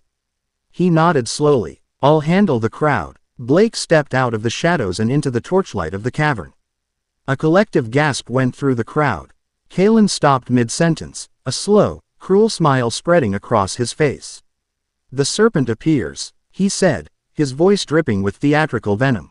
"Have you come to beg for forgiveness, traitor?" "I've come to give you one last chance to stop this madness, Kalen," Blake said. Her voice clear and strong, ringing through the cavern. She walked forward, unafraid, until she stood at the foot of his platform. "Madness," he laughed. "Is it madness to want a world for our own? Is it madness to cast off our oppressors? Look at you. You dress like them, you speak like them, you even bed one of them. You are a pet, Blake Belladonna, nothing more." "No," she said, her voice unwavering. "I am a bridge, and my husband." She glanced toward the shadows where Naruto now stood. "A visible, powerful presence, is not my master. He is my partner. He has shown me what it means to be strong without being cruel. He has shown me that unity is not weakness." She turned her attention from Kalen to the crowd, her amber eyes sweeping over their faces. "I know your anger. I have felt it myself. I wore that mask. I walked that path of violence. And I am telling you, it leads nowhere but to more pain, more loss. Kalen offers you an easy answer wrapped in hate. He offers you a glorious end. A world burned clean. I offer you something much harder. A future. One we have to build together, brick by brick, day by day." "Words," Kalen snarled. "Empty words from a broken girl." He leapt down from the platform, his claws extending. "You have no power here." As he lunged for her, his eyes began to glow. It wasn't the light of an aura. It was a faint, sickly, gray static. The air around him grew cold. The void energy, the power of the Silent King, was manifesting through him.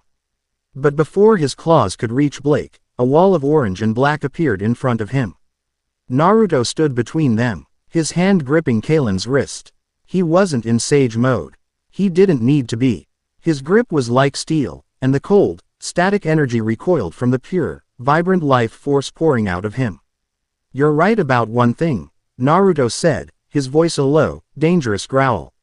"The old gods are gone. But you've chosen to worship the wrong new one."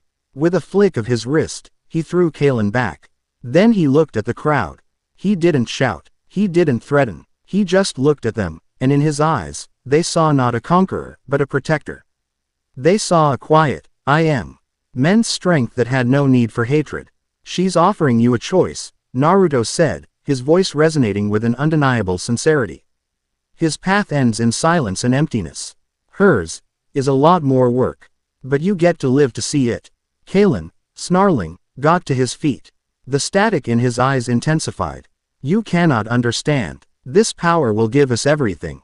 He lunged again, not at Blake, but at Naruto. His claws swayed in the energy of the void.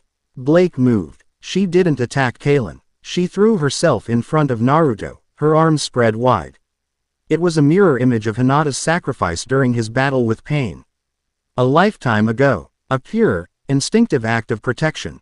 "No," she cried. Kalen's claws stopped a millimeter from her chest, his crazed expression suddenly faltering. He had expected her to fight. He had expected her human husband to annihilate him. He had not expected this.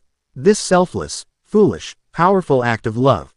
It was a variable his hatred had no answer for.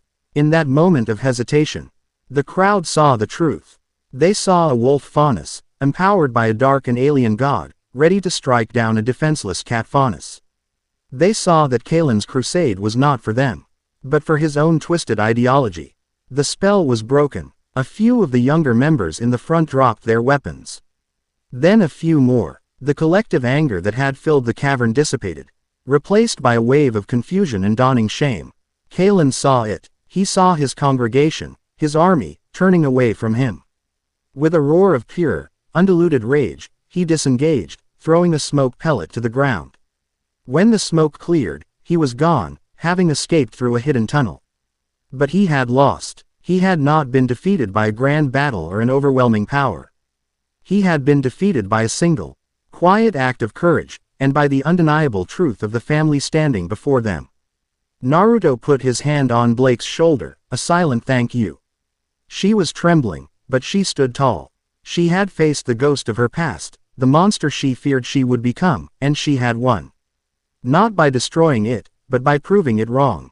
As the faunus of Kalen's new path began to surrender to Gira's men, who had been waiting outside, Naruto knelt and picked up a small, discarded void totem. The cold static was gone, its power extinguished with the faith of its wielder. But he knew this was just one battle. Kalen was still out there, and the Silent King was still whispering in the dark, waiting for new ears to listen. Chapter 3 End. Chapter 4. The Heart of the Dragon. The victory in Menagerie was a quiet one, a strategic and moral triumph that left a complex aftertaste. They returned to Vale not to celebration, but to a chilling new reality. The world felt smaller, the shadows longer. The knowledge of the Silent King's creeping influence, a secret Naruto now shared with his wives, sat like a stone in the heart of their home. It was a truth that recontextualized every threat, every battle. They weren't just fighting for peace between kingdoms or faunus rights anymore. They were fighting to keep reality from being unwritten. This new weight settled differently on each of them. Weiss became more meticulous, her strategic planning taking on a grim, world-ending urgency. Blake grew quieter, her reading now focused on ancient histories and legends, searching for any mention of gods before the brothers. RWBY, ever the optimist, threw herself into her work with a feverish intensity, trying to innovate their way to a solution. And Yang grew restless. She was a creature of action and kinetic energy. This new threat was an abstraction, a philosophical horror you couldn't punch. She trained harder, her sparring sessions with Naruto becoming more intense, more desperate. She pushed herself to the breaking point, as if trying to build a wall of pure physical power high enough to keep the creeping dread at bay. There was a frantic energy humming just beneath her skin, a familiar fire threatening to burn out of control. Naruto saw it. He saw the way she'd flinch at a sudden noise, the way her eyes would sometimes glaze over, looking at something far away. He recognized the signs of a soldier grappling with a war they couldn't see. He knew it was tied to the deepest wound in her heart, one that had never truly healed, her mother. The specter of Raven, Bronwyn, the woman who had abandoned her, the woman who chose strength over family, haunted Yang's definition of power. She was terrified of becoming her, and equally terrified of not being strong enough to face the world without her. The breaking point came on a windswept, forgotten mountainside in the northern reaches of Anima. They had taken a contract to clear out a nest of particularly vicious Chimera Grimm that were menacing a nearby village. It was supposed to be a straightforward mission, a way to clear their heads and do some tangible good. But they weren't the only ones hunting that day. They found the nest in the ruins of an old mountain monastery, its stone walls crumbling, its prayer halls now dens for monsters. The Chimera were grotesque fusions of beasts, the body of a lion, the head of a ram, and a venomous serpent for a tail. They were fast, strong, and worked in a pack. Standard formation, Naruto commanded as they entered the main courtyard, the Grimm circling them, snarling.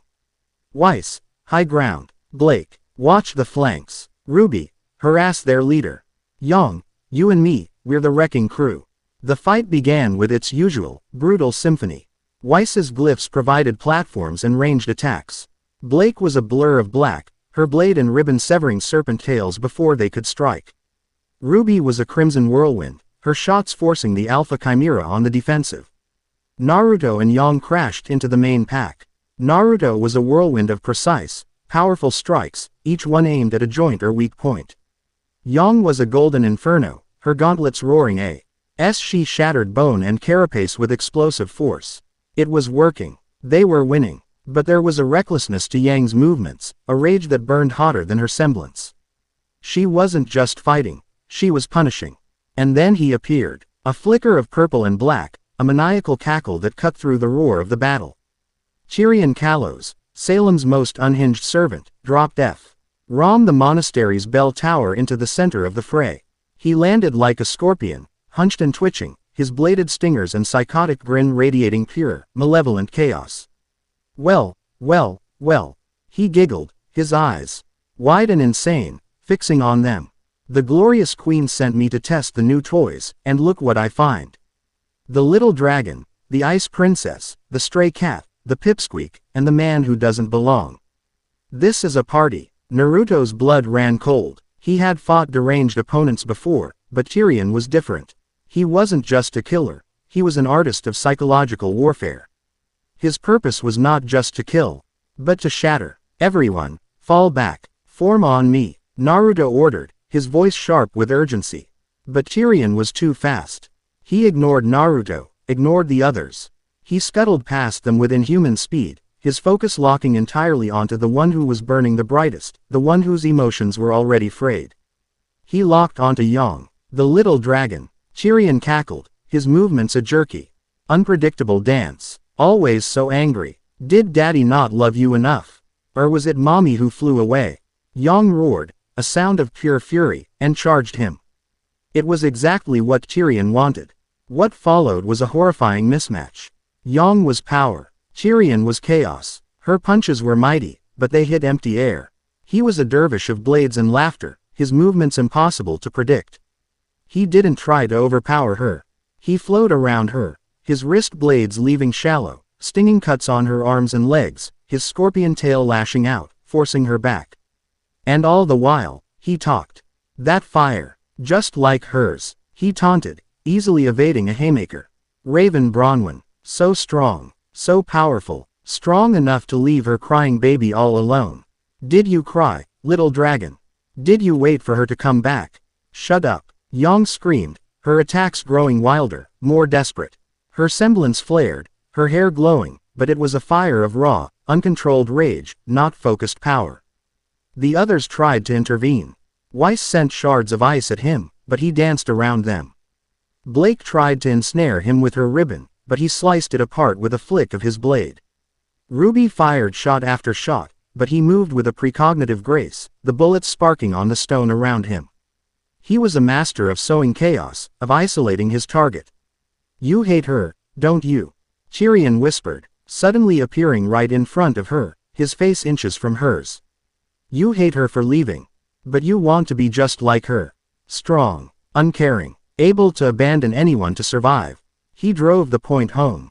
His voice a venomous hiss. You'd leave them, wouldn't you?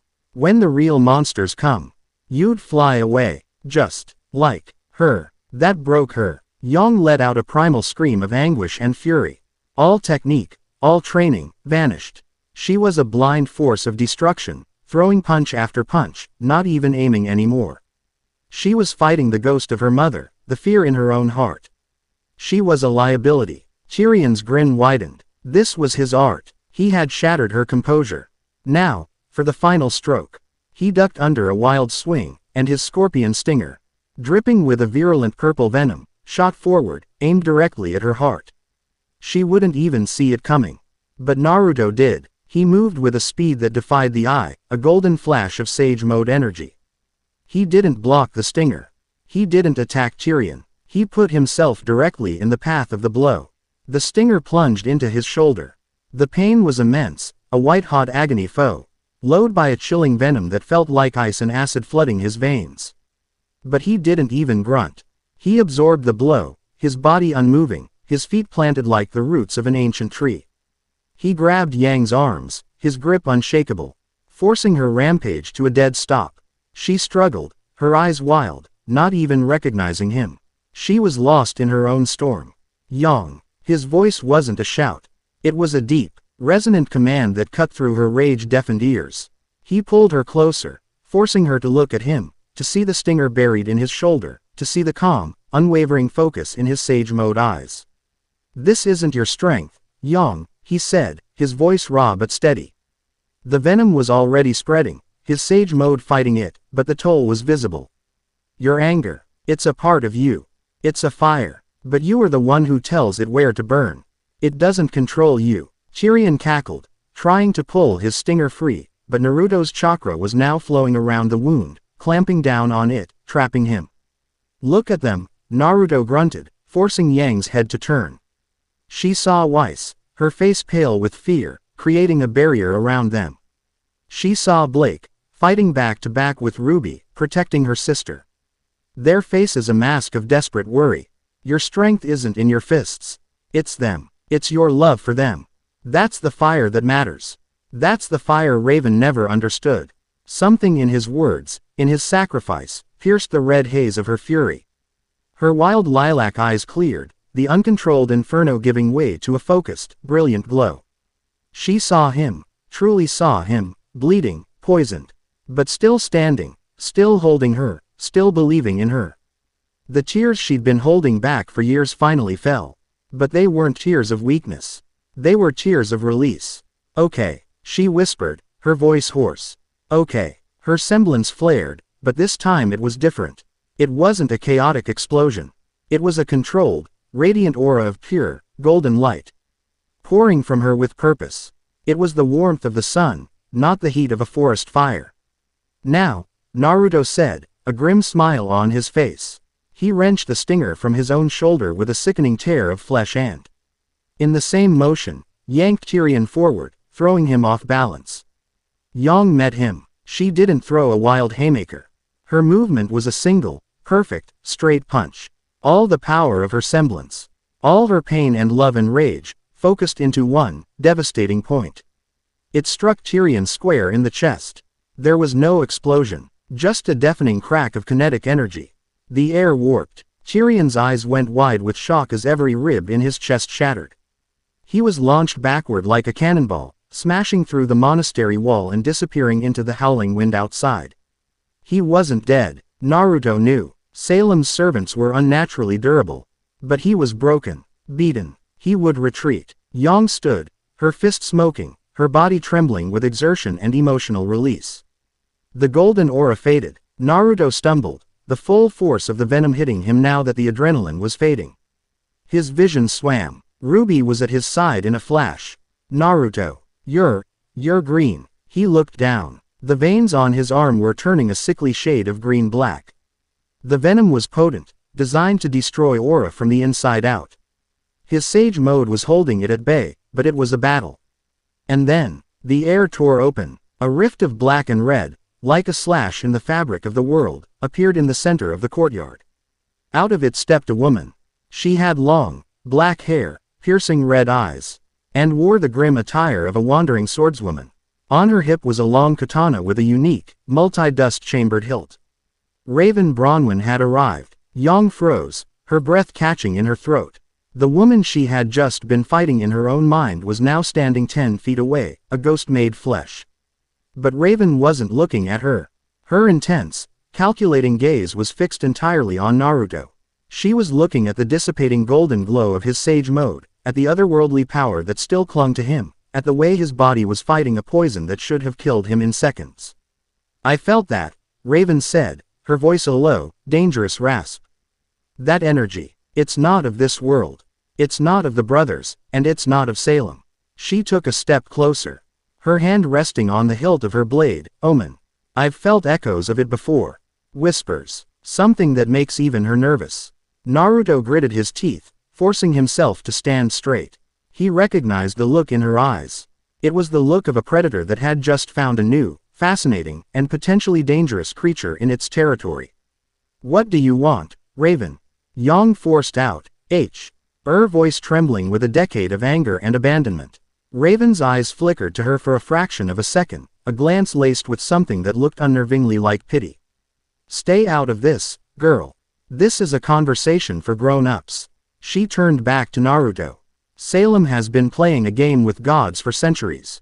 But a new piece is on the board. A third player. One that doesn't follow the rules. Naruto's mind raced through the pain.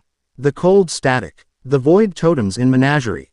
The specimen in Atlas. Kalen's sermon. A power that will devour our enemies and leave us to inherit a clean, quiet world. The Silent King, Naruto said, the name tasting like ash on his tongue. Raven's eyes widened almost imperceptibly. The fact that he knew the name confirmed all her suspicions. So the stories are true, she breathed. The stillness. The nothing before the creation. The thing the brother gods locked away. Her expression turned grim, the first genuine emotion she had shown.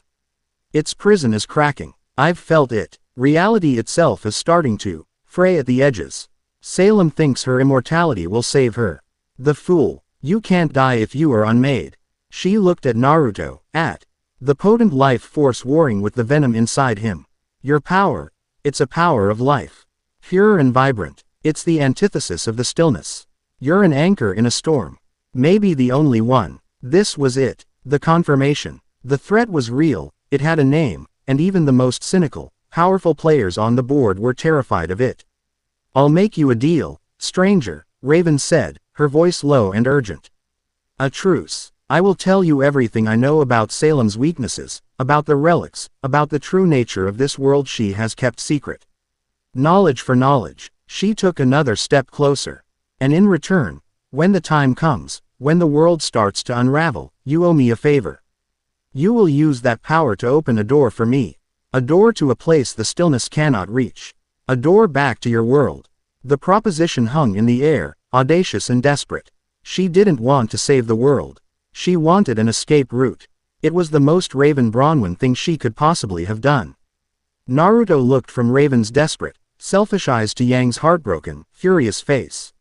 He looked at RWBY, Weiss, and Blake, who stood ready to fight a woman they knew they couldn't beat, all for him. He was in agony, his body on fire, but his mind was clear. He had a choice, a deal with a devil to gain an advantage in a war against an apocalypse. First, Naruto grunted, clutching his shoulder. Help me with this poison. Then we'll talk about your escape plan. Raven's lips curled into a thin, triumphant smile. She had found her leverage. She had found her hope. Not in strength, not in magic, but in a stranger who had fallen from another sky. Yang could only watch, silent and shaking, as her long-lost mother walked past her without a second glance, moving to help the man her daughter loved. The reunion she had dreamed of and dreaded for a lifetime had been hijacked by the end of the world. Chapter 4 End. Chapter 5. The Silver-Eyed Saint. The knowledge Raven Bronwyn provided was a bitter, poisoned draught. In a tense, temporary truce held in a windswept cave, she laid bare the secrets of Remnant. She spoke of the brother gods, of Salem's curse, of Ozpin's endless, failing war. And of the relics, artifacts of immense power that, if united, could summon the gods back. But it was her whispers about the Silent King that truly chilled them.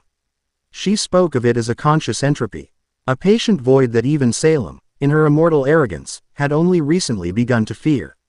The meeting ended with Raven extracting a promise and vanishing into one of her portals, leaving G behind a vial of foul-smelling herbal anti-venom and a family more fractured than before.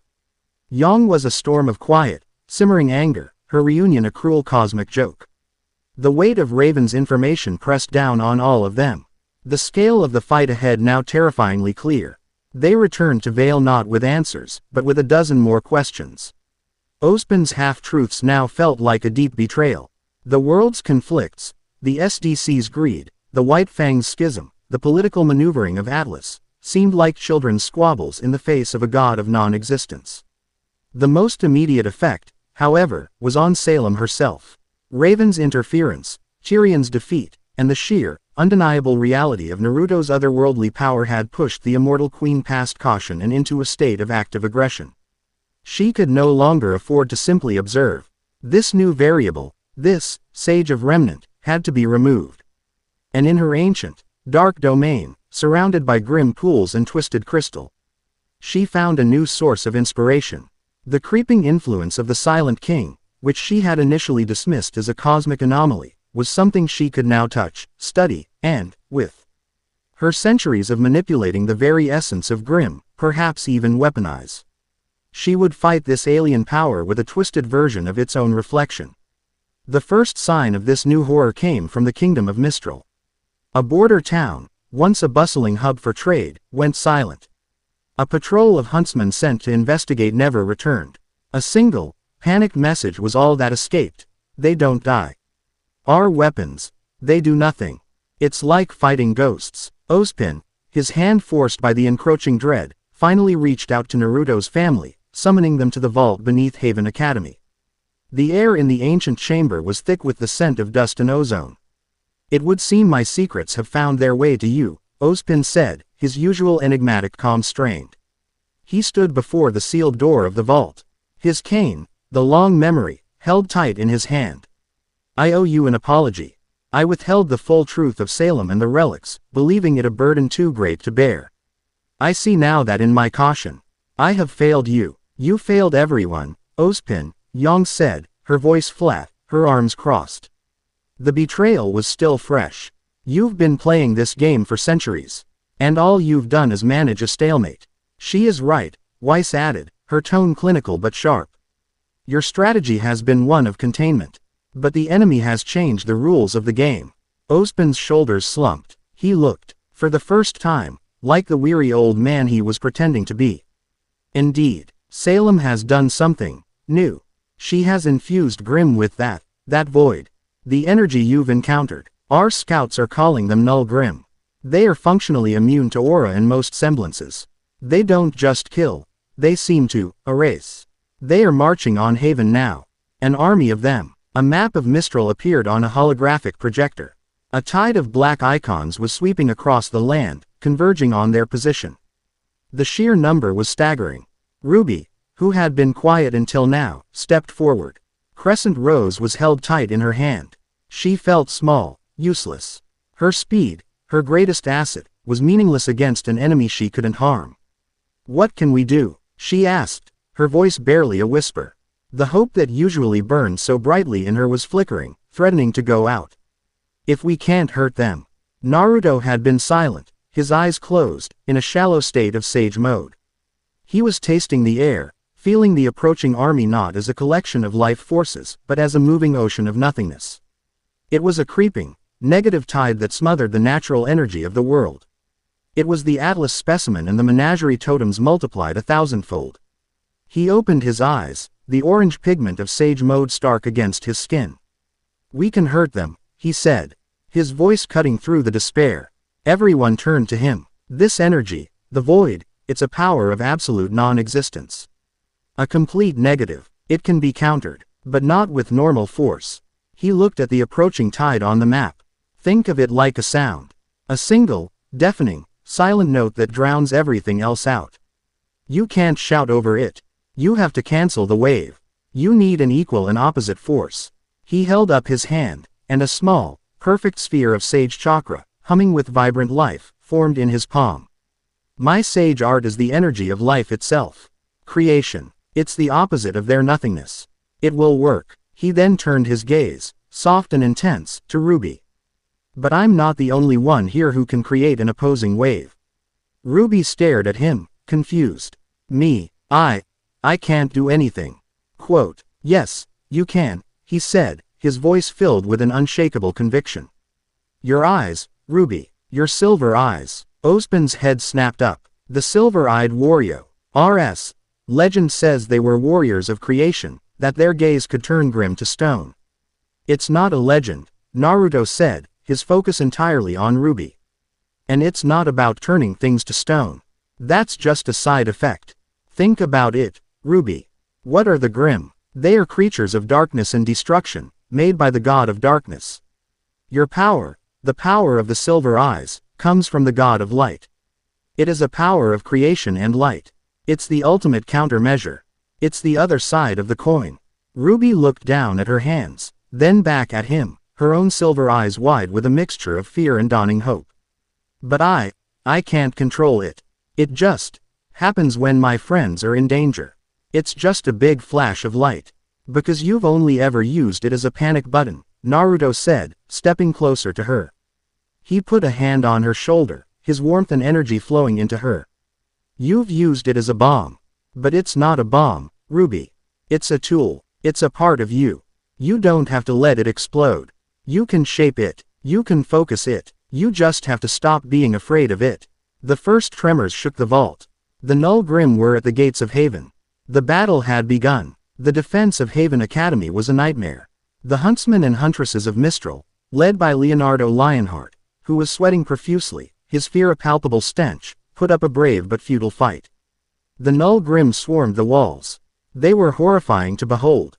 They looked like normal Grim, Beowulfs, or Sai, King Taijutsu, but their bodies were threaded with veins of shifting, static-like blackness. Their red eyes were empty, devoid even of the usual grim malice. They were silent, their movements unnervingly smooth, and just as the reports had said, they were untouchable. A huntsman's gravity dust hammer. which should have pulped a Beowulf's skull, passed through its head with a faint sizzle, the creature not even flinching. Weiss's ice glyphs shattered into mist a foot before they reached the horde. Yang punched a null Ursa, her fist connecting with a sickening thump, but the creature simply absorbed the kinetic force, the static on its body flickering. She stumbled back, her arm numb and cold.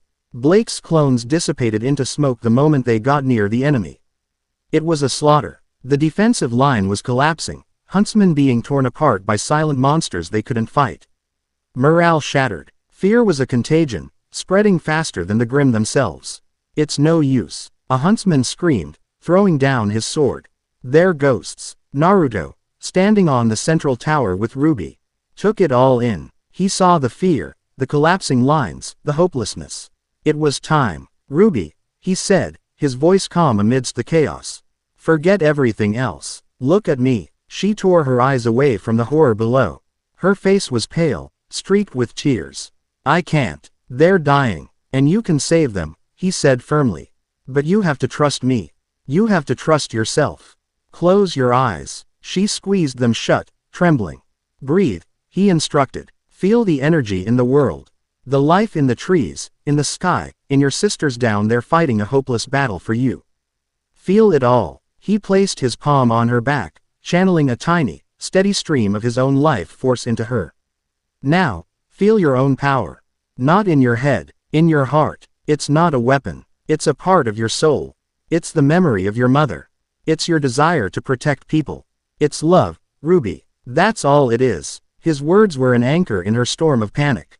She focused, pushing past the fear, searching for that feeling he described.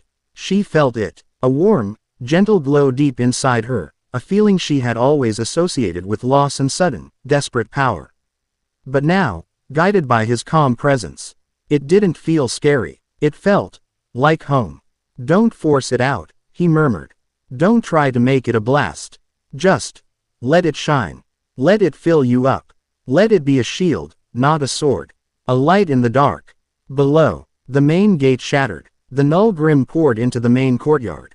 Weiss, Blake, and Yang stood back to back, a tiny island in a sea of encroaching nothingness, preparing to make their last stand. RWBY, now, Yang screamed, her voice cracking with desperation. On the tower, RWBY opened her eyes. They were glowing, a brilliant, beautiful silver. But it wasn't the blinding, uncontrolled flash from before. It was a steady, pure, radiant light, like twin silver suns. There was no anger, no pain. Just a profound, focused serenity. I can feel it, she whispered in awe. I can. Hold it. Naruto grinned, a fierce, proud expression on his face. I know. Now, let's give them hell. He leapt from the tower, landing in the center of the courtyard, right in front of his wives. He drew the attention of every null Grimm in the area. They swarmed him, a silent, black tide of non-existence. This is a bad idea. Weiss shouted, her rapier feeling useless in her hand. Every good idea starts out as a bad idea, Naruto shot back, a manic grin on his face. He slammed his palms together. Sage art. Massive Rasengan. He didn't throw it, he held it above his head, a colossal, churning sphere of pure life energy, a vibrant blue sun that sang a song of creation. The null Grimm recoiled from it, the static on their bodies fizzling violently. It was working. The life energy was poison to them. But there were too many. He was holding them back, but he couldn't destroy them all. RWBY, he roared, his arms straining under the weight of the massive jutsu. Light it up. On the tower, RWBY took a deep breath. She wasn't aiming. She wasn't trying to destroy. She was just shining. She let the power in her eyes flow out, not as a destructive beam, but as a gentle, silent, expanding wave of pure silver light. It washed over the courtyard. It was the most beautiful and terrifying thing any of them had ever seen. The wave of silver light met the horde of black static. It was not an explosion.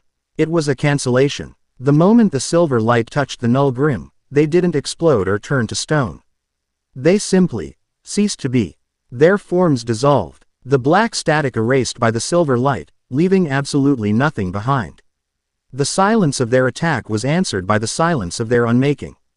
The wave expanded, washing over the entire academy grounds. Every null grim it touched vanished. The entire army, thousands strong, was wiped from existence in a single, silent, beatific pulse. When the light faded, the courtyard was empty. The sun broke through the grim-created clouds. The surviving huntsmen stared, mouths agape, at the impossible sight. RWBY collapsed to her knees on the tower, exhausted but not drained, the silver light fading from her eyes. She had done it. She had controlled it. Naruto dispelled his Rasengan, breathing heavily. He looked up at her, a massive grin on his face, and gave her a thumbs up. Down in the courtyard, Yang stared at the empty space where an army had been, then up at her little sister on the tower, and she started to laugh. A loud, relieved, ridiculously proud laugh. Weiss was just staring, her mind, which could calculate the physics of a dust reaction to 10 decimal places, utterly unable to process what she had just witnessed. Blake simply looked up at RWBY, a rare, soft smile on her face. Her little red spark had just become a star. The aftermath was surreal. The world had been saved, the city secured. But the victory brought no peace. It brought Ozpin. He found the 5 of them in Haven's quiet garden, recovering. He walked with a heavy, leaden step, his age showing more than ever before. He stopped before them, and for the first time, there was no mystery in his eyes. Only a profound, ancient sadness.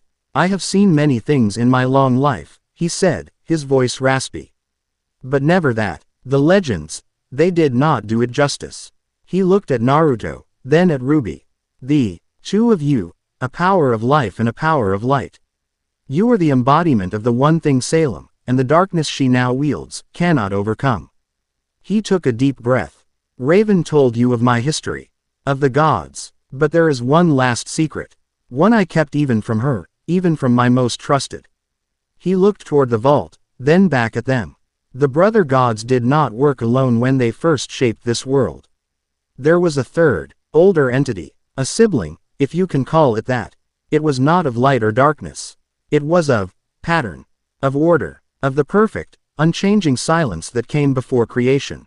When they brought forth life, with its chaos and noise and change, it drove this third entity mad. It sought to correct their creation, to return everything to the perfect, static, silent void from which it came. He paused, the weight of his words settling on them. They could not destroy it. So they imprisoned it. They built reality as the walls of its cell.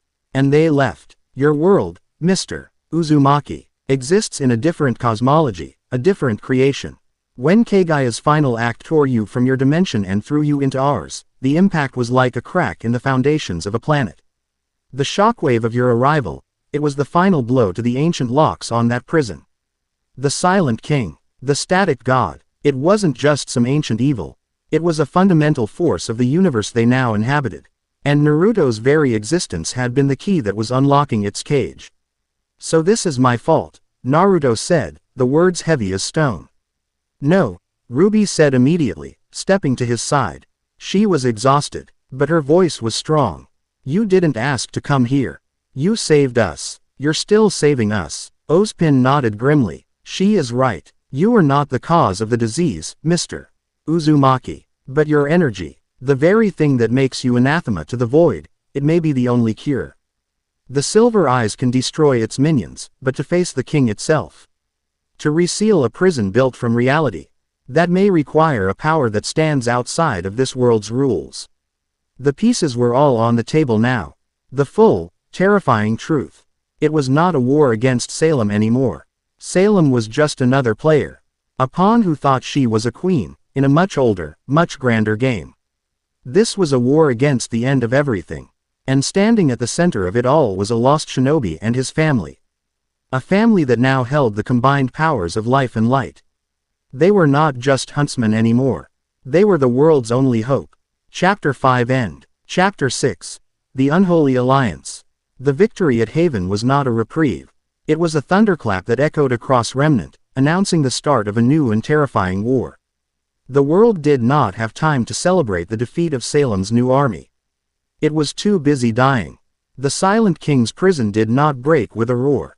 It tore open with a sickening, silent finality. In the northern ocean, far from any inhabited land, on the blighted island where the god of darkness had once resided, a wound opened in the world. It was not a hole of water or earth, but a hole in reality itself. A circular patch of sea, miles wide, turned into a shimmering, non-Euclidean vortex of pure, static black. It did not reflect light. It consumed it. From this wound, the corruption began to bleed. It was a creeping plague of anti-existence. The water around it became inert, lifeless. The very air grew thin, the laws of physics fraying at the edges. A permanent, unnatural twilight fell over the northern hemisphere. The effect on the world was immediate and catastrophic. Grim creatures born of darkness were driven into a frenzy by this new, deeper abyss. They became more numerous, more violent, their attacks on the kingdoms no longer sporadic but a constant, grinding siege. Worse, the corruption began to take hold of them directly. Beowulfs with limbs that faded into static, Nevermores whose shrieks were dead air silence, Goliaths that left patches of void in their wake. And it was not just the grim. The silent king's influence, the promise of a perfect, quiet end, seeped into the minds of the desperate and hateful. Riots broke out in Mantle, the people's despair turning into a nihilistic rage. Fringe cults emerged in the deserts of Vacuo, worshipping the final silence. The new path, led by a newly emboldened Kalen, launched devastating terror attacks in Anima. Their ranks swelling with Faunus who had lost all hope. The world was not just under attack, it was tearing itself apart from the inside. This was no longer a problem that could be solved by a small team of heroes, no matter how powerful. This was an extinction-level event. And in their home outside Vale, a home that now felt like the eye of a global hurricane, Naruto knew they had only one impossible option left. "We can't fight this alone," he stated, his voice grim. He stood before a massive map of Remnant, now covered in markers indicating void corruption hotspots and major grim movements. RWBY, Weiss, Blake, and Yang were with him, the mood in their command center somber. Fighting the corrupted is like trying to bail out the ocean with a bucket. We can't win by attrition. We have to go to the source. To that wound. But the rest of the world will be devoured while we're gone. So what's the plan? Yang asked, her arms crossed. Her usual fire was banked, replaced by a tense, focused readiness. You have that look on your face. I have a crazy idea but I think it'll work, look. Naruto took a deep breath. We unite them. All of them. We force the entire world to fight on the same side. Not as allies. Not as friends. But as survivors. Weiss's eyes widened as she grasped the sheer, insane ambition of his plan. You mean, everyone. Atlas. The huntsman of Vale and Mistral. The Faunus of Menagerie. Everyone. Naruto repeated. And I do mean everyone. His eyes held a grim resolve that sent a shiver down their spines. He was also talking about Salem.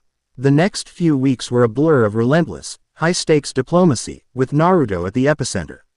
He became a force of political gravity, his presence in the undeniable truth of He apocalypse he preached bending the will of kings and generals.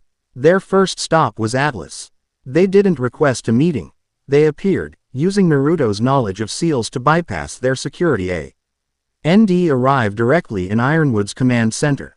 The general, surrounded by panicked reports of a world falling apart, was on the verge of declaring martial law across all of Northern Remnant and sealing Atlas off from the chaos below.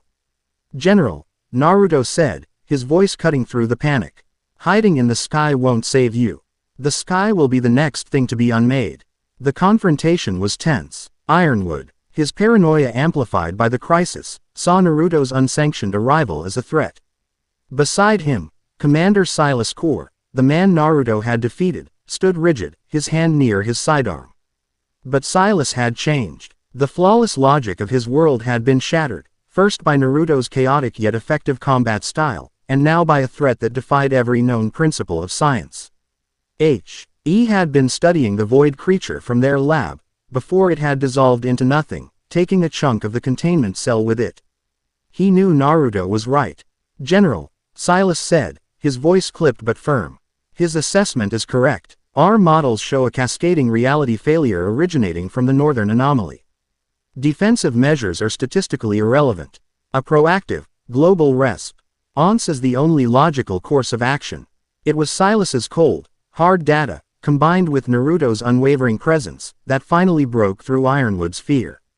With a heavy heart, the general of Atlas pledged his military, his fleets, his knights, his ace ops, to a global war effort, under the strategic advisement of a man he still didn't trust. From there, the dominoes began to fall. Ozpin, now fully committed, rallied the huntsmen of Vale and Mistral, his centuries of influence finally being used for a single, unified purpose. Blake and her father, Gira, put out a call to the Faunus of Menagerie.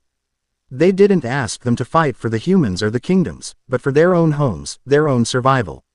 Militias formed, their old resentments against the SDC and the world's governments set aside, for now, in the face of a common enemy.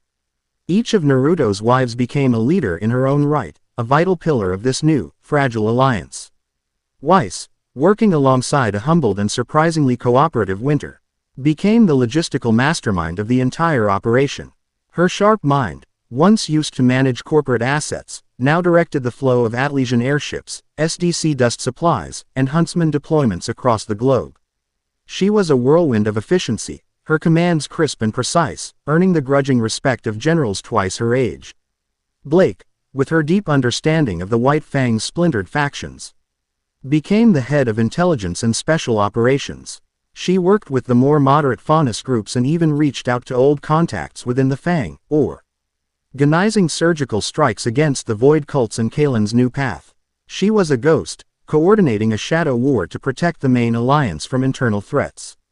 Yang, paired with the Atlesian Ace Ops, became the commander of the main battlefronts. Her infectious courage and frontline experience were a beacon of morale for soldiers and huntsmen alike. She was a golden comet of destruction, adding charges against the most heavily corrupted grim hordes, her laughter in the midst of battle a defiant roar against the encroaching silence. RWBY, her power now a symbol of hope for the entire world, became a mobile strategic asset of unparalleled importance. She and Naruto worked as a pair, a rapid response team sent to the most critical hot zones. She no longer flew as a scattered rose, moved with the focused speed of a silver bullet. Her silver-eyed gaze, a purifying light, could turn the tide of any battle, cleansing corrupted zones and giving the allied forces a chance to regroup. The world started calling her the Silver-Eyed Saint. But there was one piece missing. The most powerful, most dangerous, and most necessary piece of the puzzle. Salem, her own domain in the land of darkness, was not immune. The pools of grim from which her armies spawned were beginning to curdle, the black ooze developing a static-like quality. Her immortal body could not be killed, but the void's influence caused a deep, unnerving interference with her connection to the grim. She could feel her control slipping, her very nature being overridden by a greater, colder darkness. For the first time in millennia, Salem was afraid. Naruto knew this. He could feel her fear, a discordant note in the world's symphony of terror. And so, he went to her. He went alone. He stood at the edge of her blighted lands, a single point of vibrant life in a world of death and decay, and he called her name. She appeared before him, a specter of white skin and black veins, her red eyes burning with a mixture of fury and desperation. "You dare come to my throne, little invader," she hissed, the ground around her trembling with her power. "This isn't your throne anymore, Salem," Naruto said, his voice calm, his sage mode active but contained. "It's a graveyard we're all about to be buried in. I'm not here as your enemy. I'm here as a pragmatist." The parley was the most dangerous negotiation in the history of Remnant.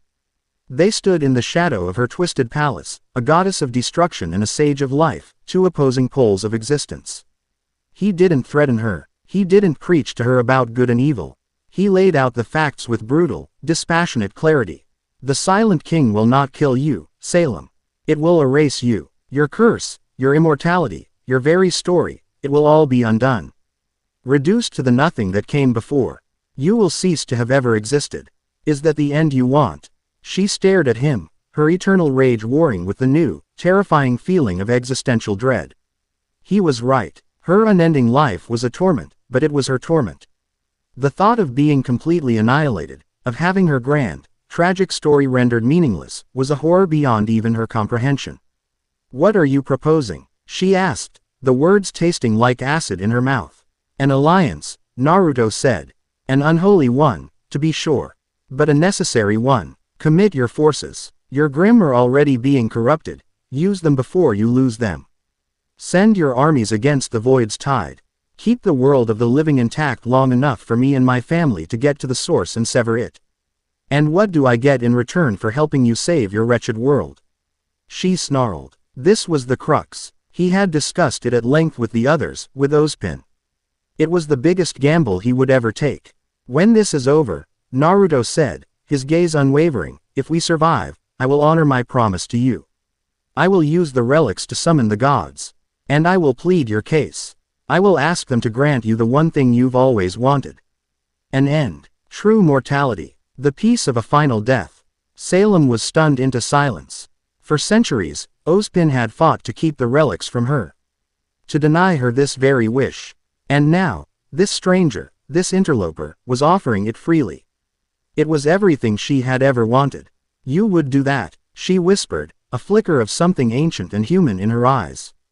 Why? Because your curse is part of the brokenness of this world, Naruto said simply. And I'm not interested in managing broken systems. I'm interested in fixing them. Your eternal war is a poison. It's time for an antidote. A long, tense silence stretched between them. The fate of the world hung on her decision. Finally, with a slow, deliberate nod, she sealed the pact. Very well, Naruto Uzumaki, Salem said, the name feeling strange and foreign on her tongue. You have your alliance. Let us see if your world is worth saving. And so, the impossible happened. Across Remnant, a new army joined the fray. Hordes of pure, uncorrupted Grimm, directed by Salem's will, no longer attacked the cities. They crashed against the tide of null Grimm and void corrupted creatures. A wave of darkness fighting an even greater darkness. The sight of Beowulfs defending the walls of Mistral alongside huntsmen was a scene of such profound absurdity that it bordered on holy. The world was united, a fragile, monstrous, beautiful alliance of mortal enemies, all standing together against the silent, encroaching end. It was an army of every living, and unliving, thing. All fighting under the secret banner of a lost shinobi and his family. Naruto returned to his home, the weight of his pact with Salem heavy on his soul. His wives were waiting for him. They were no longer just a team or a family. They were the command staff for World War Zero. It's done, he said, weariness etched deep into his face. Now comes the hard part. He looked at the map, at the single, stark point of black in the Northern Ocean. The final battlefield. Their war was just beginning. Chapter 6 End.